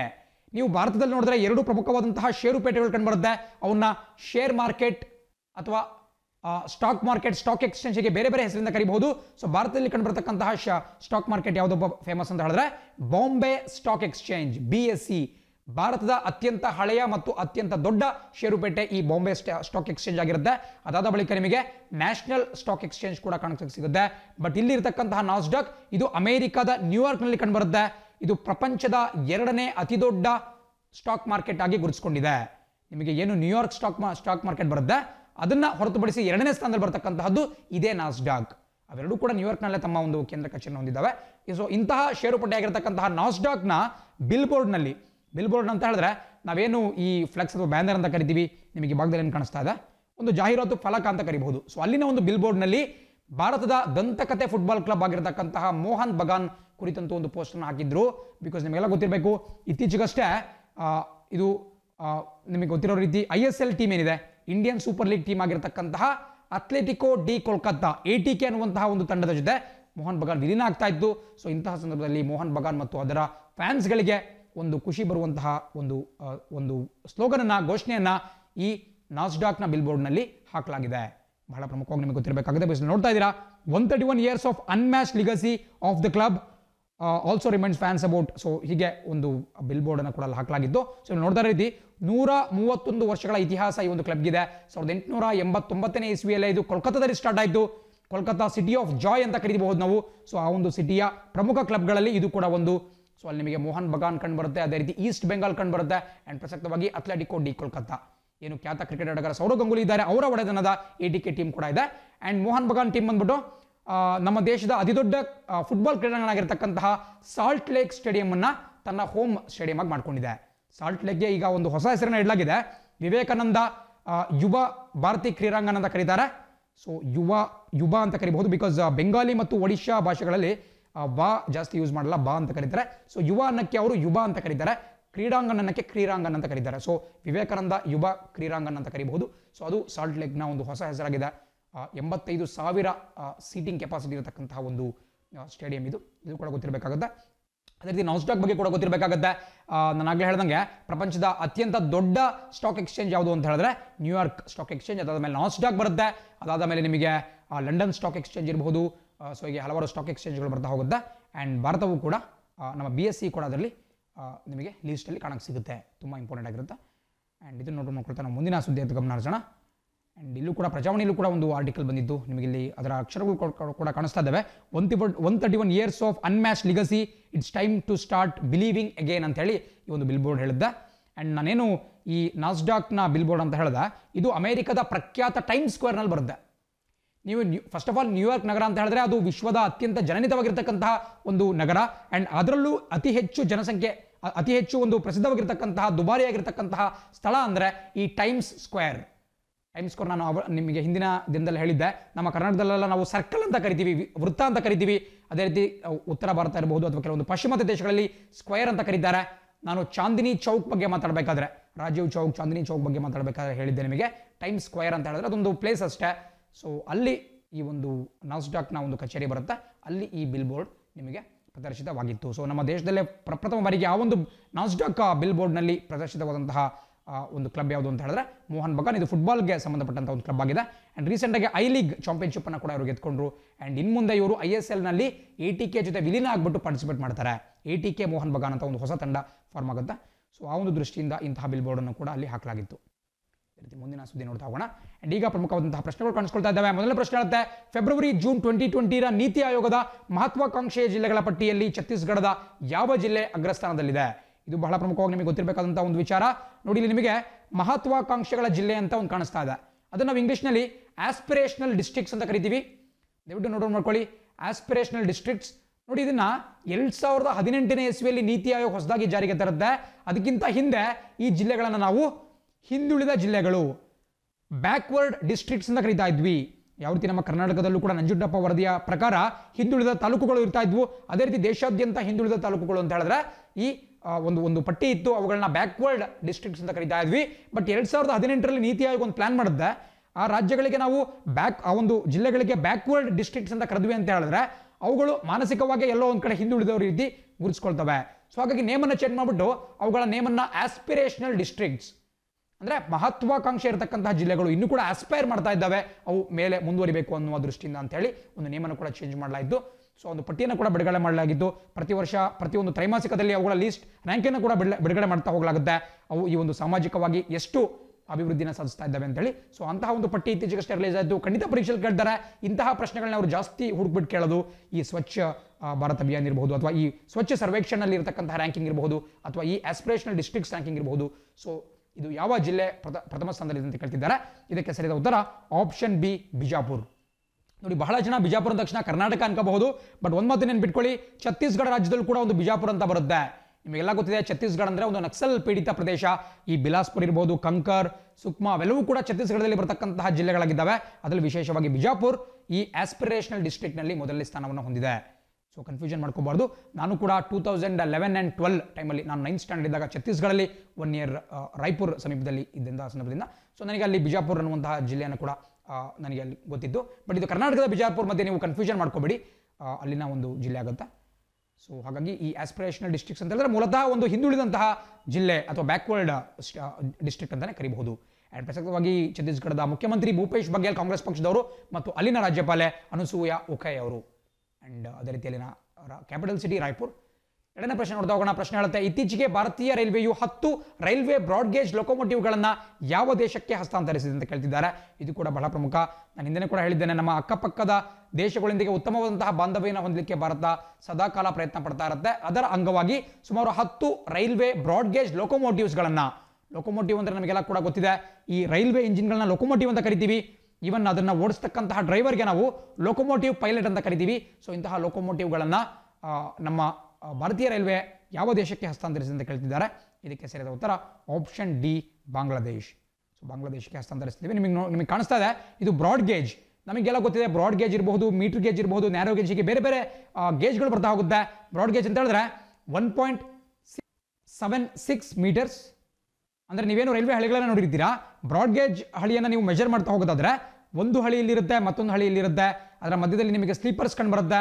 ಆ್ಯಂಡ್ ಈ ಹಳಿಯಿಂದ ಮತ್ತೊಂದು ಹಳಿಗೆ ನೀವು ಮೆಜರ್ ಮಾಡಿದ್ರಿ, ಮಾಪನ ಮಾಡಿದ್ರಿ ಅಂತ ಹೇಳಿದ್ರೆ ನಿಮಗೆ 1.676 ಮೀಟರ್ಗಳಷ್ಟು ವಿಡ್ತ್ ಸಿಗುತ್ತೆ, ಅಗಲ ಸಿಗುತ್ತೆ. 1.676 ಮೀಟರ್. ಇದು ಕೂಡ ನಿಮಗೆ ಗೊತ್ತಿರಬೇಕಾಗುತ್ತೆ. ಅದಾದಮೇಲೆ ಮೀಟರ್ ಗೇಜ್ ಬರುತ್ತೆ, ನ್ಯಾರೋ ಗೇಜ್ ಎಲ್ಲ ಬರ್ತಾ ಹೋಗುತ್ತೆ. ಆ್ಯಂಡ್ ಈಗ ದೇಶಾದ್ಯಂತ ಏಕೀಕೃತವಾಗಿ ಬ್ರಾಡ್ ಗೇಜ್ ವ್ಯವಸ್ಥೆಯನ್ನು ಹೊಂದಲಾಗಿದೆ. ಸೊ ಅದು ಕೂಡ ಬಹಳ ಪ್ರಮುಖವಾಗಿರುತ್ತೆ, ಲೋಕೋಮೋಟಿವ್ಸ್. ಆ್ಯಂಡ್ ಈ ಲೋಕೋಮೋಟಿವ್ಸ್ ಬಗ್ಗೆ ಮಾತಾಡಬೇಕಾದ್ರೆ ನಾವು ಒಂದು ಫ್ಯಾಕ್ಟ್ರಿ ಬಗ್ಗೆ ಮಾತಾಡಬೇಕಾಗುತ್ತೆ. ಇಂಟಿಗ್ರಲ್ ಕೋಚ್ ಫ್ಯಾಕ್ಟರಿ, ICF ಅಂತ ಒಂದು ಫೇಮಸ್ ಕಾರ್ಖಾನೆ ನಮ್ಮ ದೇಶದಲ್ಲಿ ಕಂಡು ಬರುತ್ತೆ. ಯಾಕಿದು ಅಷ್ಟೊಂದು ಫೇಮಸ್ ಅಪ್ಪ ಅಂತ ಹೇಳಿದ್ರೆ, ಇಡೀ ಜಗತ್ತಿನಲ್ಲೇ ಅತಿ ಹೆಚ್ಚು ಈ ರೈಲ್ವೆ ಕೋಚ್ಗಳನ್ನು, ಅಂದರೆ ರೈಲ್ವೆ ಬೋಗಿಗಳನ್ನು ಉತ್ಪಾದನೆ ಮಾಡತಕ್ಕಂತಹ ಒಂದು ಕಾರ್ಖಾನೆ ಯಾವುದು ಅಂತ ಹೇಳಿದ್ರೆ ನಮ್ಮ ಭಾರತದ ತಮಿಳುನಾಡಿನ ಚೆನ್ನೈ ನಗರದಲ್ಲಿ ಕಂಡುಬರತಕ್ಕಂತಹ ಇಂಟಿಗ್ರಲ್ ಕೋಚಸ್ ಫ್ಯಾಕ್ಟರಿ ಅಥವಾ ICF. ಬಹಳ ಪ್ರಮುಖವಾಗಿ ನೀವು ನೋಟ್ ಮಾಡ್ಕೊಳ್ಳಬೇಕಾಗುತ್ತೆ. ಪರೀಕ್ಷೆ ನೇರವಾಗಿ ಕೇಳ್ತಾರೆ, ಪ್ರಪಂಚದ ಅತಿ ದೊಡ್ಡ ಈ ರೈಲ್ವೆ ಬೋಗಿ ತಯಾರಿಕಾ ಕಾರ್ಖಾನೆ ಎಲ್ಲಿದೆ ಅಂತ ಹೇಳಿದ್ರೆ ಇದು ಪೆರಂಬೂರ್ ಅಂತ ಬರುತ್ತೆ. ಚೆನ್ನೈ ಬಳಿ ಪೆರಂಬೂರ್ ಅಂತ ಒಂದು ಊರು ಬರುತ್ತೆ. ಆ ಪೆರಂಬೂರಿನಲ್ಲಿ ಈ ICF ಲೊಕೇಟ್ ಆಗಿದೆ. ತುಂಬ ಪ್ರಮುಖ. ಆ್ಯಂಡ್ ನಮ್ಮ ದೇಶದಲ್ಲಿ ಒಟ್ಟು 3 ನಿಮಗೆ ಫ್ಯಾಕ್ಟರಿ ಸಿಗುತ್ತೆ ಈ ರೈಲ್ವೆ ಬೋಗಿಗಳನ್ನ ನಿರ್ಮಾಣ ಮಾಡೋಕ್ಕೆ. ರೈಲ್ವೆಯ ಬೇರೆ ಬೇರೆ ಸ್ಪೇರ್ ಪಾರ್ಟ್ಸನ್ನು ಬೇರೆ ಬೇರೆ ಕಡೆ ನಿರ್ಮಾಣ ಮಾಡಲಾಗುತ್ತೆ. ಹಾಗೆ ನೋಡಿದ್ರೆ ನಮ್ಮ ಬೆಂಗಳೂರಿನ ಯಲಹಂಕದಲ್ಲಿ ರೈಲ್ವೆ ವೀಲ್ಸ್ ಫ್ಯಾಕ್ಟರಿ ಕೂಡ ಸಿಗುತ್ತೆ. ಬಟ್ ಈ ಬೋಗಿಗಳನ್ನ 3 ಕಡೆಯಲ್ಲಿ ತಯಾರು ಮಾಡಲಾಗುತ್ತೆ. ಅದನ್ನ ಎಲ್ಲಿ ಅಂತ ಕೂಡ ಬರ್ಕೊಂಬಿಡಿ. ICF ಪ್ರಪಂಚದ ಅತಿ ದೊಡ್ಡ ರೈಲ್ವೆ ಬೋಗಿ ತಯಾರಿಕಾ, ಇದು ಚೆನ್ನೈ ಬಳಿಯ ಪೆರಂಬೂರಿನಲ್ಲಿ ಬರುತ್ತೆ. ಅದೇ ರೀತಿ ನಿಮಗೆ ಮತ್ತೊಂದು ಈ ರೈಲ್ವೆ ಬೋಗಿ ತಯಾರಿಕಾ ಫ್ಯಾಕ್ಟರಿ ಕಪೂರ್ತಲಾದಲ್ಲಿ ಬರುತ್ತೆ. ಕಪೂರ್ತಲಾ ಎಲ್ಲರೂ ಕೂಡ ಕೇಳಿರಬಹುದು. ಇದು ನಿಮಗೆ ಪಂಜಾಬ್ನಲ್ಲಿ ಕಂಡುಬರ್ತಕ್ಕಂತಹ ಒಂದು ನಗರ ಕಪೂರ್ತಲಾ. ಪಂಜಾಬ್ನ ಕಪೂರ್ತಲಾದಲ್ಲಿ ಮತ್ತೊಂದು ಬರುತ್ತೆ. ಆ್ಯಂಡ್ 3ನೇಯ ಈ ಬೋಗಿ ತಯಾರಿಕಾ ಫ್ಯಾಕ್ಟರಿ ಎಲ್ಲಿ ಬರುತ್ತೆ ಅಂತ ಹೇಳಿದ್ರೆ ನಿಮಗೆ ರಾಯ್ ಬರೇಲಿಯಲ್ಲಿ ಕಂಡುಬರುತ್ತೆ. ನೋಡಿ, ರಾಯ್ ಬರೇಲಿ ನೀವು ಯೂಶುವಲ್ ಆಗಿ ರಾಜಕೀಯ ವಿಷಯದಲ್ಲಿ ನೋಡ್ತಾ ಇರ್ತೀರಾ, ಪೊಲಿಟಿಕಲ್ ನ್ಯೂಸ್. ಬಿಕಾಸ್ ಕಾಂಗ್ರೆಸ್ ಪಕ್ಷದ ಅಧಿನಾಯಕಿ ಸೋನಿಯಾ ಗಾಂಧಿ ಅವರ ಲೋಕಸಭಾ ಕ್ಷೇತ್ರ ರಾಯ್ ಬರೇಲಿ. ಆ್ಯಂಡ್ ಅದರ ಪಕ್ಕದ ಅಮೇಠಿಯಲ್ಲಿ ಅವರ ಪುತ್ರ ರಾಹುಲ್ ಗಾಂಧಿ ಅವರು ಗೆಲ್ತಾ ಇದ್ರು. ಬಟ್ 2019ರಲ್ಲಿ ಅವರು ಅಲ್ಲಿ ಸೋಲನ್ನ ಅನುಭವಿಸಿದ್ರು. ಸೊ ರಾಯ್ ಬರೇಲಿ ಉತ್ತರ ಪ್ರದೇಶದಲ್ಲಿ ಬರ್ತಕ್ಕಂತಹದ್ದು. ಅಲ್ಲೂ ಕೂಡ ಒಂದು ರೈಲ್ವೆ ಬೋಗಿ ತಯಾರಿಕಾ ಕಂಪನಿ ನಿಮಗೆ ಕಾಣಕ್ಕೆ ಸಿಗುತ್ತೆ, ಒಂದು ಫ್ಯಾಕ್ಟರಿ. ಆ್ಯಂಡ್ ಬಾಂಗ್ಲಾದೇಶ ಬಗ್ಗೆ ಕೂಡ ಗೊತ್ತಿರಬೇಕಾಗುತ್ತೆ. ಬಾಂಗ್ಲಾದೇಶ ರಾಜಧಾನಿ ಎಲ್ಲರಿಗೂ ಗೊತ್ತಿರೋ ರೀತಿ ಢಾಕಾ, ಮತ್ತು ಅಲ್ಲಿನ ಕರೆನ್ಸಿ ಟಾಕಾ, ಮತ್ತು ಅಲ್ಲಿನ ಪ್ರಸಕ್ತ ಪ್ರಧಾನಮಂತ್ರಿ ಶೇಖ್ ಹಸೀನಾ ಅವರು ಭಾರತದ ಒಬ್ಬ ಪರಮಾಪ್ತೆ ಅಂತಲೇ ಹೇಳಬಹುದು, ಒಬ್ಬ ಪರಮ ಮಿತ್ರೇ ಭಾರತದ ಜೊತೆ. ಅದೇ ರೀತಿ 3ನೇ ಸುದ್ದಿ ನೋಡ್ತಾ ಇದ್ದೀರಾ. ಪ್ರಶ್ನೆ ಹೇಳುತ್ತೆ, ಈ ಕೆಳಗಿನ ಯಾವ ಸಚಿವಾಲಯವು ತನ್ನ ಹೆಸರನ್ನ ಶಿಕ್ಷಣ ಸಚಿವಾಲಯ ಅಂತ ಬದಲಾಯಿಸಿತು? ಅತ್ಯಂತ ಸುಲಭವಾಗಿರುತ್ತೆ. ಖಂಡಿತ ಪರೀಕ್ಷೆಯಲ್ಲಿ ಕೇಳಬಹುದು. PC PSA ಪರೀಕ್ಷೆ ಇರಬಹುದು, FDA ST ಎಲ್ಲ ಕಡೆ ಕೇಳಬಹುದಾಗುತ್ತೆ. ಬಿಕಾಸ್ ನಾವು ಆಗಲೇ ತಾನೇ ಡಿಸ್ಕಸ್ ಮಾಡಿದ್ವಿ. ಹೊಸ ಒಂದು ಶಿಕ್ಷಣ ನೀತಿಯ ಪ್ರಕಾರ ನ್ಯೂ ಎಜುಕೇಷನ್ ಪಾಲಿಸಿ ಅಡಿಯಲ್ಲಿ ministry of human resource development ಅಥವಾ ಆಪ್ಷನ್ ಎ ಮಾನವ ಸಂಪನ್ಮೂಲ ಅಭಿವೃದ್ಧಿ ಸಚಿವಾಲಯ, ಅದನ್ನ ಚೇಂಜ್ ಮಾಡಿಬಿಟ್ಟು ಶಿಕ್ಷಣ ಸಚಿವಾಲಯ ಅಂತೇಳಿ ಚೇಂಜ್ ಮಾಡಲಾಗುತ್ತೆ. ಪ್ರಸಕ್ತವಾಗಿ ರಮೇಶ್ ಪೋಖ್ರಿಯಾಲ್ ನಿಶಾಂಕ್ ಅವರು ಅದರ ಸಚಿವರಾಗಿದ್ದಾರೆ. 4ನೇ ಪ್ರಶ್ನೆ ನೋಡ್ತಾ ಹೋಗೋಣ. ಪ್ರಶ್ನೆ ಹೇಳಿದೆ, ಯುನೈಟೆಡ್ ನೇಷನ್ಸ್ ಪ್ರಕಾರ ಲಾಕ್ಡೌನ್ ಸಂದರ್ಭದಲ್ಲಿ ಯಾವ ಭಾರತೀಯ ನಗರವು ನೈಟ್ರೋಜನ್ ಡೈಆಕ್ಸೈಡ್ ಮಟ್ಟವನ್ನು 70% ಕೆಳಗಿಳಿಸಿತು? ನೋಡಿ, ಲಾಕ್ಡೌನ್ ಸಂದರ್ಭದಲ್ಲಿ ಪ್ರಪಂಚಾದ್ಯಂತ, ಕೇವಲ ಭಾರತ ಮಾತ್ರವಲ್ಲ, ಪ್ರಪಂಚಾದ್ಯಂತ ಈ ವಾಯುಮಾಲಿನ್ಯದ ಮಟ್ಟ ಕಮ್ಮಿ ಆಗ್ತಾ ಹೋಯಿತು. ಬಿಕಾಸ್ ಕಾರ್ಖಾನೆಗಳು ಬಂದಾಗಿದ್ವು, ವಾಹನಗಳ ಸಂಚಾರ ಇರಲಿಲ್ಲ. ಸೊ ಹಾಗಾಗಿ ಈ ಒಂದು ಪರಿಸರದ ಒಂದು ಮಾಲಿನ್ಯ ಕಡಿಮೆ ಆಗ್ತಾ ಹೋಯಿತು. ಅದರಲ್ಲೂ ವಿಶೇಷವಾಗಿ ಆಪ್ಷನ್ ಡಿ ನವದೆಹಲಿ ಪ್ರಪಂಚದಲ್ಲೇ ಒಂದು one of the most polluted city ಅಂತ ಕುಖ್ಯಾತಿಗೆ ಒಳಗಾಗಿದೆ. ಸೊ ಅಂತಹ ನವದೆಹಲಿ ನಗರದಲ್ಲಿ 70% ನೈಟ್ರೋಜನ್ ಡೈಆಕ್ಸೈಡ್ ಕಮ್ಮಿ ಆಯಿತು ಅಂತ ಹೇಳಿ ಇತ್ತೀಚೆಗಷ್ಟೇ ಒಂದು ವಿಶ್ವಸಂಸ್ಥೆಯ ವರದಿ ಹೇಳಿದ್ದು. ಸೊ ಅದು ಬಹಳ ಪ್ರಮುಖವಾಗಿ ನಿಮಗೆ ಗೊತ್ತಿರಬೇಕಾಗುತ್ತೆ. ಆ್ಯಂಡ್ ನಾವು ನೈಟ್ರೋಜನ್ ಡೈಆಕ್ಸೈಡ್ ಬಗ್ಗೆ ಕೂಡ ತಿಳ್ಕೊಳ್ತಾ ಹೋಗೋಣ. ನೈಟ್ರೋಜನ್ ಡೈಆಕ್ಸೈಡ್ನ ಫಾರ್ಮುಲಾ NO2 ಈ ಥರ ಬರೀಬಹುದು. ಆ್ಯಂಡ್ ನೈಟ್ರೋಜನ್ ಡೈಆಕ್ಸೈಡ್ ಮತ್ತು ಸಲ್ಫರ್ ಡೈಆಕ್ಸೈಡ್ SO2 ಏನಿದೆ, ಇವೆರಡೂ ಕೂಡ ಸೇರ್ಕೊಂಡ್ಬಿಟ್ಟು ಪ್ರಪಂಚಾದ್ಯಂತ ಈ ಆಮ್ಲ ಮಳೆ, ನಾವೇನು ಆಸಿಡ್ ರೈನ್ ಅಂತ ಕರಿತೀವಿ, ಆಸಿಡ್ ರೈನ್ ಆಗಲಿಕ್ಕೆ ಮೂಲ ಕಾರಣ ಅಂತ ಹೇಳಿದ್ರೆ ಈ ನೈಟ್ರೋಜನ್ ಡೈಆಕ್ಸೈಡ್ ಮತ್ತು ಸಲ್ಫರ್ ಡೈಆಕ್ಸೈಡ್ ಇವೆರಡೂ ಕೂಡ ನಮ್ಮ ವಾಯುಮಂಡಲವನ್ನು ಪ್ರವೇಶಿಸುವ ಅಂತ ಹೇಳಿದ್ರೆ ಅಲ್ಲಿ ಬೀಳ್ತಕ್ಕಂತಹ ಮಳೆ ಹನಿ ಜೊತೆ ಅವು ಬೆರೆತ್ಕೊಂಡ್ಬಿಟ್ಟು ಆಸಿಡ್ ರೈನ್ ಅಥವಾ ಆಮ್ಲ ಮಳೆಯನ್ನು ಕಾಸ್ ಮಾಡ್ತವೆ. ಆಮ್ಲ ಮಳೆಯಿಂದ ಸಾಕಷ್ಟು ಹಾನಿಗಳು ಉಂಟಾಗುತ್ತೆ, ಅದು ಕೂಡ ಗೊತ್ತಿರಬೇಕಾಗುತ್ತೆ. ಅದೇ ರೀತಿ ನಿಮಗೆ ಗ್ರೀನ್ ಹೌಸ್ ಗ್ಯಾಸಸ್ ಬಗ್ಗೆ ಕೂಡ ಗೊತ್ತಿರಬೇಕಾಗುತ್ತೆ. ನೋಡಿ, ನಾವು ಕೆಲವು ಈ ಹಾನಿಕಾರಕ ಅನಿಲಗಳ ಬಗ್ಗೆ ಮಾತಾಡ್ತಿರೋ ಕಾರಣದಿಂದ ಗ್ರೀನ್ ಹೌಸ್ ಗ್ಯಾಸಸ್ ಬಗ್ಗೆ ಕೂಡ ಗೊತ್ತಿರಬೇಕಾಗುತ್ತೆ. ಗ್ರೀನ್ ಹೌಸ್ ಗ್ಯಾಸಸ್ ಅಲ್ಲಿ ನಿಮಗೆ ಮೂಲತಃ ಈ ವಾಟರ್ ವೇಪರ್ ಕೂಡ ಬರುತ್ತೆ. ನೋಡಿ, ವಾಟರ್ ವೇಪರ್ ಯಾವ ರೀತಿ ಮಾಲಿನ್ಯ ಕಾಸ್ ಮಾಡುತ್ತೆ ಅಂತ ನೀವು ಹೇಳ್ಬಹುದು. ಈ ನೀರಾವಿ ಅಥವಾ ವಾಟರ್ ವೇಪರ್ ಏನಿರುತ್ತೆ ಅದು ಈ ಟೆಂಪರೇಚರ್ನ, ಈ ಹೀಟನ್ನ, ಉಷ್ಣವನ್ನು ಹಿಡಿದಿಟ್ಕೊಳ್ಳುವಂತಹ ಕೆಪಾಸಿಟಿನ ಹೊಂದಿದೆ. ಹಾಗಾಗಿ ಇದನ್ನ ಗ್ರೀನ್ ಹೌಸ್ ಗ್ಯಾಸಸ್ ಅಂತ ಕರಿತೀವಿ. ಅದಾದ ಮೇಲೆ CO2 ಬರುತ್ತೆ, ಕಾರ್ಬನ್ ಡೈಆಕ್ಸೈಡ್, ಅಂಡ್ ಹೀಗೆ ಹಲವಾರು ಗ್ರೀನ್ ಹೌಸ್ ಗ್ಯಾಸಸ್ಗಳು ಕೂಡ ಮೀಥೇನ್ ಇರಬಹುದು. ಹೀಗೆ ಹಲವಾರು ನಿಮಗೆ ಬರ್ತಾ ಹೋಗುತ್ತೆ. ಇವುಗಳ ಕುರಿತು ಕೂಡ ನೇರವಾಗಿ ಪರೀಕ್ಷೆಯಲ್ಲಿ ಪ್ರಶ್ನೆಯನ್ನು ಕೇಳ್ತಾರೆ, ಖಂಡಿತ ನೋಟ್ ಡೌನ್ ಮಾಡ್ಕೊಳ್ಳೇಬೇಕಾಗುತ್ತೆ. ಅದೇ ರೀತಿ ಮುಂದಿನ ಪ್ರಶ್ನೆ ನೋಡ್ತಾ ಹೋಗೋಣ. 5ನೇ ಪ್ರಶ್ನೆ ಹೇಳುತ್ತೆ, ಏಷ್ಯನ್ ಇನ್ಫ್ರಾಸ್ಟ್ರಕ್ಚರ್ ಇನ್ವೆಸ್ಟ್ಮೆಂಟ್ ಬ್ಯಾಂಕ್ನ ಆಡಳಿತ ಮಂಡಳಿಯ 5ನೇ ವಾರ್ಷಿಕ ಸಭೆಯಲ್ಲಿ ಭಾರತದಿಂದ ಯಾರು ಭಾಗವಹಿಸಿದ್ರು? ನೋಡಿ, ಜಸ್ಟ್ ನಾವು ನಾನು ಅದ್ರ ಬಗ್ಗೆ ಡಿಸ್ಕಸ್ ಮಾಡಿದ್ದೆ. Asian infrastructure investment bank. And ಇದನ್ನು ಯಾಕೆ ಸ್ಥಾಪನೆ ಮಾಡಿದ್ರು, ಯಾರಿಗೆ ವಿರುದ್ಧವಾಗಿಬಿಟ್ಟು, ಏನು ಬ್ರಿಟನ್ ವುಡ್ಸ್ ಟ್ವಿನ್ಸ್ ಇದ್ದಾರೆ ಅವರ ಒಂದು ಕಾಂಪಿಟೇಟರ್ ಆಗಿಬಿಟ್ಟು ಸ್ಥಾಪನೆ ಮಾಡಲಾಯಿತು, ಎಲ್ಲವನ್ನೂ ಕೂಡ ಹೇಳಿದ್ದೆ. ಬಟ್ ಇತ್ತೀಚೆಗಷ್ಟೇ ಅದರದ್ದು 5ನೇ ವಾರ್ಷಿಕ ಸಭೆ ಆಯಿತು. ಸೊ ಆ ಒಂದು ಸಭೆಯಲ್ಲಿ ಭಾರತವನ್ನು ಯಾರು ರಿಪ್ರೆಸೆಂಟ್ ಮಾಡಿದ್ರು ಅಂತ ಕೇಳಿದ್ದಾರೆ. ಇದನ್ನು ಬಹಳ ಸಿಂಪಲ್ ಆಗಿ ನೀವು ಲಾಜಿಕ್ ಆಗಿ ಹಾಕಬಹುದು. ಯಾಕಪ್ಪ ಅಂತ ಹೇಳಿದ್ರೆ ಇದೊಂದು ಫೈನಾನ್ಸ್ ವಿಚಾರಕ್ಕೆ ಸಂಬಂಧಪಟ್ಟಿರ್ತಕ್ಕಂಥದ್ದು, ಒಂದು ಹಣಕಾಸಿನ ವಿಚಾರಕ್ಕೆ ಸಂಬಂಧಪಟ್ಟಿರೋ ಕಾರಣದಿಂದ ಭಾರತದ ಹಣಕಾಸು ಮಂತ್ರಿ ಅಥವಾ ವಿತ್ತ ಸಚಿವೆ, finance minister option C Nirmala Sitharaman ಅವರು ಭಾರತವನ್ನು ರಿಪ್ರೆಸೆಂಟ್ ಮಾಡಿದ್ರು. ಆ್ಯಂಡ್ ನಾನು ಆಗಲೇ ಹೇಳಿದಂಗೆ ಇದರ ಸ್ಥಾಪನೆ 2016ರಲ್ಲಿ ಆಯಿತು. ಇದರ ಪ್ರಧಾನ ಕಚೇರಿ 100% ಕೇಳ್ತಾರೆ ಬೀಜಿಂಗ್ನಲ್ಲಿ ಕಂಡು ಬರುತ್ತೆ, ಚೀನಾದಲ್ಲಿ. ಆ್ಯಂಡ್ ಇದರ ಹೊಸ ಅಧ್ಯಕ್ಷರ ಬಗ್ಗೆ ಕೂಡ ನಾವು, ಚೇರ್ಮನ್ ಬಗ್ಗೆ ಕೂಡ ಮಾತಾಡಿದ್ದೇವೆ. ಆ್ಯಂಡ್ 6ನೇ ಪ್ರಶ್ನೆ ಹೇಳುತ್ತೆ, ಭಾರತದಲ್ಲಿ ಕೋವಿಶೀಲ್ಡ್ ಬ್ರ್ಯಾಂಡ್ ಹೆಸರಿನಲ್ಲಿ ಆಕ್ಸ್ಫರ್ಡ್ ಲಸಿಕೆಯ ಹಂತ 2 ಮತ್ತು 3ರ ಕ್ಲಿನಿಕಲ್ ಪ್ರಯೋಗಗಳಿಗೆ DGCIನಿಂದ ಯಾವ ಫಾರ್ಮಾ ಕಂಪನಿ ಅನುಮತಿ ಪಡೆದಿದೆ? ನೋಡಿ, ಇದು ಕೂಡ ಬಹಳ ಪ್ರಮುಖವಾಗಿ, ಬಿಕಾಸ್ ನಾವು ಇತ್ತೀಚೆಗಷ್ಟೇ ನಮ್ಮ ಭಾರತದಲ್ಲಿ ತಯಾರಾಗ್ತಿರ್ತಕ್ಕಂತಹ ಕೆಲವು ಕೋವಿಡ್ ವ್ಯಾಕ್ಸಿನ್ಗಳ ಕುರಿತು ಮಾತಾಡ್ತಾ ಇದ್ವಿ. ಕೆಲವೊಂದು ವ್ಯಾಕ್ಸಿನ್ಗಳನ್ನು ಭಾರತದಲ್ಲೇ ಕೂಡ ಮ್ಯಾನುಫ್ಯಾಕ್ಚರ್ ಮಾಡಲಿಕ್ಕೆ ಪ್ರಯತ್ನವನ್ನು ಪಡಲಾಗ್ತಾ ಇದೆ. ಸೊ ಅದರಲ್ಲಿ ನಾವು ಈ ಕೋವಿಶೀಲ್ಡ್ ಯಾರು ಉತ್ಪಾದನೆ ಮಾಡ್ತಿರ್ತಕ್ಕಂಥದ್ದು ಅನ್ನೋದು ಕೂಡ ಕೇಳ್ಕೋಬೇಕಾಗುತ್ತೆ. ಎಲ್ಲಕ್ಕಿಂತ ಪ್ರಮುಖವಾಗಿ ನಾನು ಅವತ್ತೇ ನಿಮಗೆ ಕ್ಲಾಸಲ್ಲಿ ಹೇಳಿದ್ದೇನೆ, ಭಾರತ್ ಬಯೋಟೆಕ್ ಅನ್ನುವಂತಹ ಒಂದು ಖಾಸಗಿ ಫಾರ್ಮಾ ಕಂಪನಿ ಹೈದರಾಬಾದ್ ಮೂಲದ್ದು, ಇವರು ಅಭಿವೃದ್ಧಿಪಡಿಸಿರ್ತಕ್ಕಂತಹ ಕೋವ್ಯಾಕ್ಸಿನ್, ಇದು ನಮ್ಮ ದೇಶದಲ್ಲಿ ತಯಾರು ಆಗ್ತಿರ್ತಕ್ಕಂತಹ ಅಥವಾ ಅಂಡರ್ ಟ್ರಯಲ್ ಇರತಕ್ಕಂತಹ ಒಂದು ಪ್ರಸಿದ್ಧ ವ್ಯಾಕ್ಸಿನ್ ಆಗಿದೆ. ಅದಾದ ಬಳಿಕ ಝೈಡಸ್ ಕೆಡಿಲಾ ಅಂತಕ್ಕಂತಹ ಅಹಮದಾಬಾದ್ ಮೂಲದ ಮತ್ತೊಂದು ಖಾಸಗಿ ಫಾರ್ಮಾ ಕಂಪನಿ, ಒಂದು ಔಷಧಿ ತಯಾರಿಕಾ ಕಂಪನಿ, ಅವರ ಒಂದು ಝೈಡ್ ಕೋವ್-19 ಅನ್ನುವಂತಹ ಒಂದು ZY-CoV-19 ಅಂತಕ್ಕಂಥ ಒಂದು ಲಸಿಕೆ ಬಗ್ಗೆ ಕೂಡ ಮಾತಾಡಿದ್ವಿ. ಸೊ ನಿಮಗೆ ಗೊತ್ತಿರಬೇಕಾಗುತ್ತೆ ಯಾವ ಲಸಿಕೆಯನ್ನು ಭಾರತದಲ್ಲಿ ಅಭಿವೃದ್ಧಿಪಡಿಸಲಾಗ್ತಿದೆ ಮತ್ತು ಅವುಗಳನ್ನು ಯಾವ ಕಂಪನಿಗಳು ಮ್ಯಾನುಫ್ಯಾಕ್ಚರ್ ಮಾಡ್ತಿದ್ದಾವೆ ಅಂತೇಳಿ. ಸೊ ಕೋವ್ಯಾಕ್ಸಿನ್ ಭಾರತ್ ಬಯೋಟೆಕ್, ಅದೇ ರೀತಿ ಝೈಡಸ್ ಕೆಡಿಲಾ ಅವರ ZY-CoV-19 ಅನ್ನುವಂತಹ ಒಂದು ವ್ಯಾಕ್ಸಿನ್, ಅದೇ ರೀತಿ ಈಗ ನೀವು ನೋಡಿದಿರ್ತಕ್ಕಂತಹದ್ದು ಕೋವಿಶೀಲ್ಡ್, ಇದನ್ನು ಕೂಡ ನಿಮ್ಮ ನೋಟ್ಬುಕ್ಕಲ್ಲಿ ಬರ್ಕೋಬೇಕಾಗುತ್ತೆ. ಕೋವಿಶೀಲ್ಡ್ನ ಯಾರು ಅಭಿವೃದ್ಧಿಪಡಿಸಿದ್ದಾರೆ ಅಂತ ಕೇಳಬಹುದು. ಆ್ಯಂಡ್ ಅದಕ್ಕೆ ಸರಿಯಾದ ಉತ್ತರ option C, serum institute of India. ನೋಡಿ, ಈ ಸೇರಮ್ ಇನ್ಸ್ಟಿಟ್ಯೂಟ್ ಆಫ್ ಇಂಡಿಯಾ ಬಗ್ಗೆ ನಾನು ಹಲವಾರು ಬಾರಿ ಹೇಳಿದ್ದೇನೆ. ಇದು ಕೂಡ ನಿಮಗೆ ಪುಣೆಯಲ್ಲಿ ಕಂಡು ಬರುತ್ತೆ. ಸೇರಮ್ ಇನ್ಸ್ಟಿಟ್ಯೂಟ್ ಆಫ್ ಇಂಡಿಯಾ ನಮಗೇನು ನ್ಯಾಷನಲ್ ಇನ್ಸ್ಟಿಟ್ಯೂಟ್ ಆಫ್ ವೈರಾಲಜಿ ಪುಣೆಯಲ್ಲಿ ಕಂಡು ಬರುತ್ತೆ, ಅದೇ ಪುಣೆ ನಗರದ ಬಳಿ ನಿಮಗೆ ಸೇರಮ್ ಇನ್ಸ್ಟಿಟ್ಯೂಟ್ ಆಫ್ ಇಂಡಿಯಾ ಕೂಡ ಕಂಡು ಬರುತ್ತೆ. ಆ್ಯಂಡ್ ಯಾಕೆ ಇದು ಅಷ್ಟೊಂದು ಪ್ರಸಿದ್ಧ ಅಂತ ಹೇಳಿದ್ರೆ, ಇದು ಏನು ಜಾಗತಿಕ ಖ್ಯಾತಿಯನ್ನು ಹೊಂದಿರತಕ್ಕಂಥ ಆಕ್ಸ್ಫರ್ಡ್ ಸಂಸ್ಥೆ ಏನು ದೇಶಾದ್ಯಂತ ಪ್ರಪಂಚಾದ್ಯಂತ ಒಂದು ಲಸಿಕಾ ಕಾರ್ಯಕ್ರಮವನ್ನು ಹಮ್ಮಿಕೊಂಡಿತ್ತು, ಅದರಲ್ಲಿ ಭಾರತದಿಂದ ಸಹಭಾಗಿತ್ವವನ್ನು ವಹಿಸಿದ್ದು ಇದೇ serum institute of India. Cyrus Poonawalla ಅವರು ಇದರ ಸಂಸ್ಥಾಪಕರಾಗಿದ್ದಾರೆ. ಈಗ ಅವರ ಪುತ್ರ ಅದರ್ ಪೂನಾವಾಲಾ ಅವರು ಇದರ ಮುಖ್ಯಸ್ಥರಾಗಿದ್ದಾರೆ. ಆ್ಯಂಡ್ ಇದು ಮತ್ತೊಂದು ವಿಚಾರಕ್ಕೆ ಇತ್ತೀಚೆಗಷ್ಟೇ ಸುದ್ದಿಯಲ್ಲಿದ್ದು, ಮೂಲತಃ ಸೈರಸ್ ಪೂನಾವಾಲಾ ಅಂತ ಹೇಳಿದ್ರೆ ಒಬ್ಬ ಪಾರ್ಸಿ ವ್ಯಕ್ತಿ, ಪಾರ್ಸಿ ಸಮುದಾಯಕ್ಕೆ ಸೇರಿದಂತಹ ಒಬ್ಬ ಖ್ಯಾತ ಬಿಸ್ನೆಸ್ ಮ್ಯಾನ್. ಆ್ಯಂಡ್ ಇವ್ರು ಏನು ಹೇಳಿದಾರಪ್ಪ ಅಂತ ಹೇಳಿದ್ರೆ, ಈ ಕೋವಿಶೀಲ್ಡ್ ಅನ್ನ ಒಂದು ವೇಳೆ ಅಭಿವೃದ್ಧಿಪಡಿಸಿ ಸಕ್ಸಸ್ಫುಲ್ ಆಯಿತು ಅಂತ ಹೇಳಿದ್ರೆ ಅದರ ಮೊದಲ 60,000 ಡೋಸ್ಗಳನ್ನು ಪಾರ್ಸಿ ಸಮುದಾಯಕ್ಕೆ ನಾನು ಮೀಸಲಿಡ್ತೇನೆ ಅಂತ ಕೂಡ ಅವರು ಹೇಳಿದ್ದಾರೆ. ಇದು ಕೂಡ ಸ್ವಲ್ಪ ಮಟ್ಟಿಗೆ ಸುದ್ದಿಯಲ್ಲಿ ಇತ್ತು, ಅದು ಕೂಡ ಗೊತ್ತಿರಬೇಕಾಗುತ್ತೆ. ಮತ್ತು ಈ ಕೋವಿಶೀಲ್ಡ್ ಅನ್ನುವಂತಹ ಬ್ರ್ಯಾಂಡ್ ಏನಿದೆ, ಇದರ ಒಂದು ಕ್ಲಿನಿಕಲ್ ಟ್ರಯಲ್ಸ್ ನಾವು ಮಾಡ್ತೀವಿ ಅಂತ ಹೇಳಿ ಅವರು DGCI ನಿಮಗೆ ಕಾಣಿಸಿರುತ್ತೆ, drug controller general of India ಅವರ ಒಂದು ಅನುಮತಿಯನ್ನು ಕೂಡ ಇತ್ತೀಚೆಗಷ್ಟೇ ಕೋರಿದ್ರು. ಸೊ ಹಾಗಾಗಿ ಇದು ಸಾಕಷ್ಟು ಸುದ್ದಿಯಲ್ಲಿದೆ. ಸೊ ಕೋವ್ಯಾಕ್ಸಿನ್, ZY-CoV-19, ಅದೇ ರೀತಿ ಕೋವಿಶೀಲ್ಡ್, ಇದನ್ನ ಯಾರ್ಯಾರು ಅಭಿವೃದ್ಧಿಪಡಿಸ್ತಿದ್ದಾರೆ ಅನ್ನೋದು ಕೂಡ ನಿಮಗೆ ಪ್ರಮುಖವಾಗಿ ಗೊತ್ತಿರಬೇಕಾಗುತ್ತೆ. ಆ್ಯಂಡ್ ಪ್ರಸಕ್ತವಾಗಿ ಸೇರಮ್ ಇನ್ಸ್ಟಿಟ್ಯೂಟ್ ಆಫ್ ಇಂಡಿಯಾದ ಮುಖ್ಯಸ್ಥರು ಅದರ್ ಪೂನಾವಾಲಾ, ಅದು ಕೂಡ ಗೊತ್ತಿರಬೇಕಾಗುತ್ತೆ. ಅದೇ ರೀತಿ 7ನೇ ಪ್ರಶ್ನೆ ನೋಡ್ತಾ ಇದ್ದೀರಾ. ಪ್ರಶ್ನೆ ಹೇಳುತ್ತೆ, ಭಾರತದ ಯಾವ ನಗರವು ಮ್ಯಾನ್ಹೋಲ್ ಕ್ಲೀನಿಂಗ್ ರೋಬೋಟ್ ಪಡೆದ ಮೊದಲ ನಗರ ಎಂಬ ಹೇಳಿಕೆಗೆ ಪಾತ್ರವಾಗಿದೆ? ನೋಡಿ, ಇದು ನಿಮಗೆ ನೋಡಲಿಕ್ಕೆ ಚಿಕ್ಕ ವಿಷಯ ತರ ಕಾಣಬಹುದು, ಬಟ್ ಆದರೂ ಯಾಕೆ ಇದನ್ನು ಇನ್ಕ್ಲೂಡ್ ಮಾಡ್ಕೊಳ್ಳಲಾಗಿದೆ ಅಂದರೆ, ನೋಡಿ, ಮ್ಯಾನ್ಹೋಲ್ಗಳನ್ನು ಸ್ವಚ್ಛ ಮಾಡಿಸುವುದು ಬಹಳ ಒಂದು ಹರಸಾಹಸ ಮಾಡಬೇಕಂತಹ ಕೆಲಸ. ನೀವು ಸಾಕಷ್ಟು ಬಾರಿ ಸುದ್ದಿಯಲ್ಲಿ ಗಮನಿಸಿರ್ತೀರಾ, ಮ್ಯಾನ್ಹೋಲನ್ನು ಸ್ವಚ್ಛಗೊಳಿಸಲಿಕ್ಕೆ ಇಳಿದಂತಹ ಪೌರ ಕಾರ್ಮಿಕರು ಅಲ್ಲಿ ಉಸಿರುಗಟ್ಬಿಟ್ಟು ಹಸುನಿಗಿರ್ತಾರೆ. ಅಲ್ಲಿ ಕೆಲವು ವಿಷಕಾರಿ ಅನಿಲಗಳಿರ್ತವೆ, ಮೀಥೇನ್ ಸೇರಿದಂತೆ ಹಲವಾರು ಅನಿಲಗಳು ಆ ಒಂದು ಬಿಕಾಸ್ ಅದು ಕ್ಲೋಸ್ಡ್ ಆಗಿರ್ತಕ್ಕಂತಹ ಕಾರಣದಿಂದ ಸಾಕಷ್ಟು ವಿಷಪೂರಿತ ಅನಿಲಗಳು ಅಲ್ಲಿರ್ತವೆ. ಸೊ ಅದನ್ನು ಇನ್ಹೇಲ್ ಮಾಡಿಬಿಟ್ಟು ಅಲ್ಲಿ ತೆಳೆದಂತಹ ಸ್ವಚ್ಛತಾ ಕಾರ್ಮಿಕರು ಮೃತಪಡುವಂತಹ ಇನ್ಸ್ಟೆನ್ಸಸ್ ಸಾಕಷ್ಟು ಕಾಣಿಸ್ಕೊಳ್ತಾ ಇರುತ್ತೆ. ಮೂಲತಃ ಮ್ಯಾನ್ಹೋಲ್ ಕ್ಲೀನಿಂಗ್ ಮುಂದಂತಹ ಚಟುವಟಿಕೆಗಳಿಗೆ ಮಾನವರನ್ನ ಬಳಸುವುದು ಒಂದು ಅನಾಗರಿಕ ಪದ್ಧತಿ, ಅದನ್ನು ನಿಷೇಧ ಕೂಡ ಮಾಡಲಾಗಿದೆ. ಸೊ ಹಾಗಾಗಿ ಮ್ಯಾನ್ಹೋಲನ್ನು ಕ್ಲೀನಿಂಗ್ ಮಾಡಲಿಕ್ಕೆ ಒಂದು ರೋಬೋಟನ್ನು ಇತ್ತೀಚೆಗಷ್ಟೇ ಅಭಿವೃದ್ಧಿ ಮಾಡಲಾಗಿದೆ. ಸೊ ಅದು ಬಹಳ ಪ್ರಮುಖವಾಗಿ ನಿಮಗೆ ಗೊತ್ತಿರಬೇಕಾಗುತ್ತೆ. ಸೊ ಯಾವ ನಮ್ಮ ಭಾರತದ ನಗರ ಇದನ್ನ ಇಂಪ್ಲಿಮೆಂಟ್ ಮಾಡ್ಕೊಳ್ತು, ಇದನ್ನ ಇಂಡಕ್ಟ್ ಮಾಡ್ಕೊಳ್ತು ಅಂತ ಹೇಳಿದ್ರೆ ಆಪ್ಷನ್ ಡಿ, ಗುವಾಹಟಿ. ಗುವಾಹಟಿ ಬಗ್ಗೆ ಕೂಡ ಎಲ್ಲರೂ ಕೇಳಿರ್ತೀರ. ಗುವಾಹಟಿ ಅಂತ ಹೇಳಿದ್ರೆ ಅದು ಅಸ್ಸಾಂನಲ್ಲಿ ಬರ್ತಕ್ಕಂತಹ ಒಂದು ಪ್ರಮುಖ ನಗರ. ಅಸ್ಸಾಂನ ರಾಜಧಾನಿ ಡಿಸ್ಪುರ್ ಆದರೂ ಕೂಡ ಅದರ ಅತ್ಯಂತ ದೊಡ್ಡ ಒಂದು ನಗರ ಅಂದರೆ ಗುವಾಹಟಿ. ಗುವಾಹಟಿಲಿ ಒಂದು ಏರ್ಪೋರ್ಟ್ ಕೂಡ ಇದೆ. ಇವತ್ತಿಗೂ ನಾರ್ತ್ ಈಸ್ಟ್ ಕಡೆ ಹೋಗಬೇಕು ಅಂತ ಹೇಳಿದ್ರೆ ಈಶಾನ್ಯ ಭಾರತಕ್ಕೆ ಗುವಾಹಟಿ ಏರ್ಪೋರ್ಟ್ಗೆ ಹೋಗಬೇಕಾಗುತ್ತೆ. ಆ್ಯಂಡ್ ಈ ರೋಬೋಟ್ ಹೆಸರು ಕೂಡ ಖಂಡಿತ ಕೇಳಬಹುದು. ಇತ್ತೀಚೆಗಷ್ಟೇ ಮ್ಯಾನ್ಹೋಲ್ ಸ್ವಚ್ಛಗೊಳಿಸಲಿಕ್ಕೆ ಗುವಾಹಟಿ ನಗರ ಇಂಡಕ್ಟ್ ಮಾಡ್ಕೊಂಡಂತಹ ರೋಬೋಟ್ನ ಹೆಸರೇನು ಅಂತ ಕೇಳಿದ್ರೆ ಅದು ಬ್ಯಾಂಡಿಕೂಟ್ ಅಂತ ಬರಬೇಕು. ಸೊ ಖಂಡಿತ ನೋಡ್ಕೊಳ್ಳಿ ಬ್ಯಾಂಡಿಕೂಟ್ ಬಗ್ಗೆ. ಅದೇ ರೀತಿ 8 ಮತ್ತು ಕೊನೆಯ ಪ್ರಶ್ನೆ ನೋಡ್ತಾ ಹೋಗೋಣ. ಪ್ರಶ್ನೆ ಹೇಳುತ್ತೆ, ಇತ್ತೀಚೆಗೆ ಯಾವ ಸಂಸ್ಥೆಯು ಡೇರ್ ಟು ಡ್ರೀಮ್ 2.0 ಸ್ಪರ್ಧೆಯನ್ನು ಪ್ರಾರಂಭಿಸಿದೆ? ನೋಡಿ, ಇದು ಕೂಡ ಬಹಳ ಪ್ರಮುಖವಾಗಿ ಗೊತ್ತಿರಬೇಕು. ಇತ್ತೀಚೆಗಷ್ಟೇ option B, defence research and development organisation ಅಥವಾ DRDO ಏನಿದೆ, ಅವರು ಈ ಡೇರ್ ಟು ಡ್ರೀಮ್ 2.0 ಅನ್ನುವಂತಹ ಒಂದು ಆವೃತ್ತಿಯನ್ನು ಪ್ರಾರಂಭ ಮಾಡಿದ್ದಾರೆ. ಇದಕ್ಕೆ ಮುಂಚೆ ಡೇರ್ ಟು ಡ್ರೀಮ್ ಅನ್ನುವಂತಹ ಮತ್ತೊಂದು ಸ್ಪರ್ಧೆಯನ್ನು ಆಯೋಜನೆ ಮಾಡಲಾಗಿತ್ತು.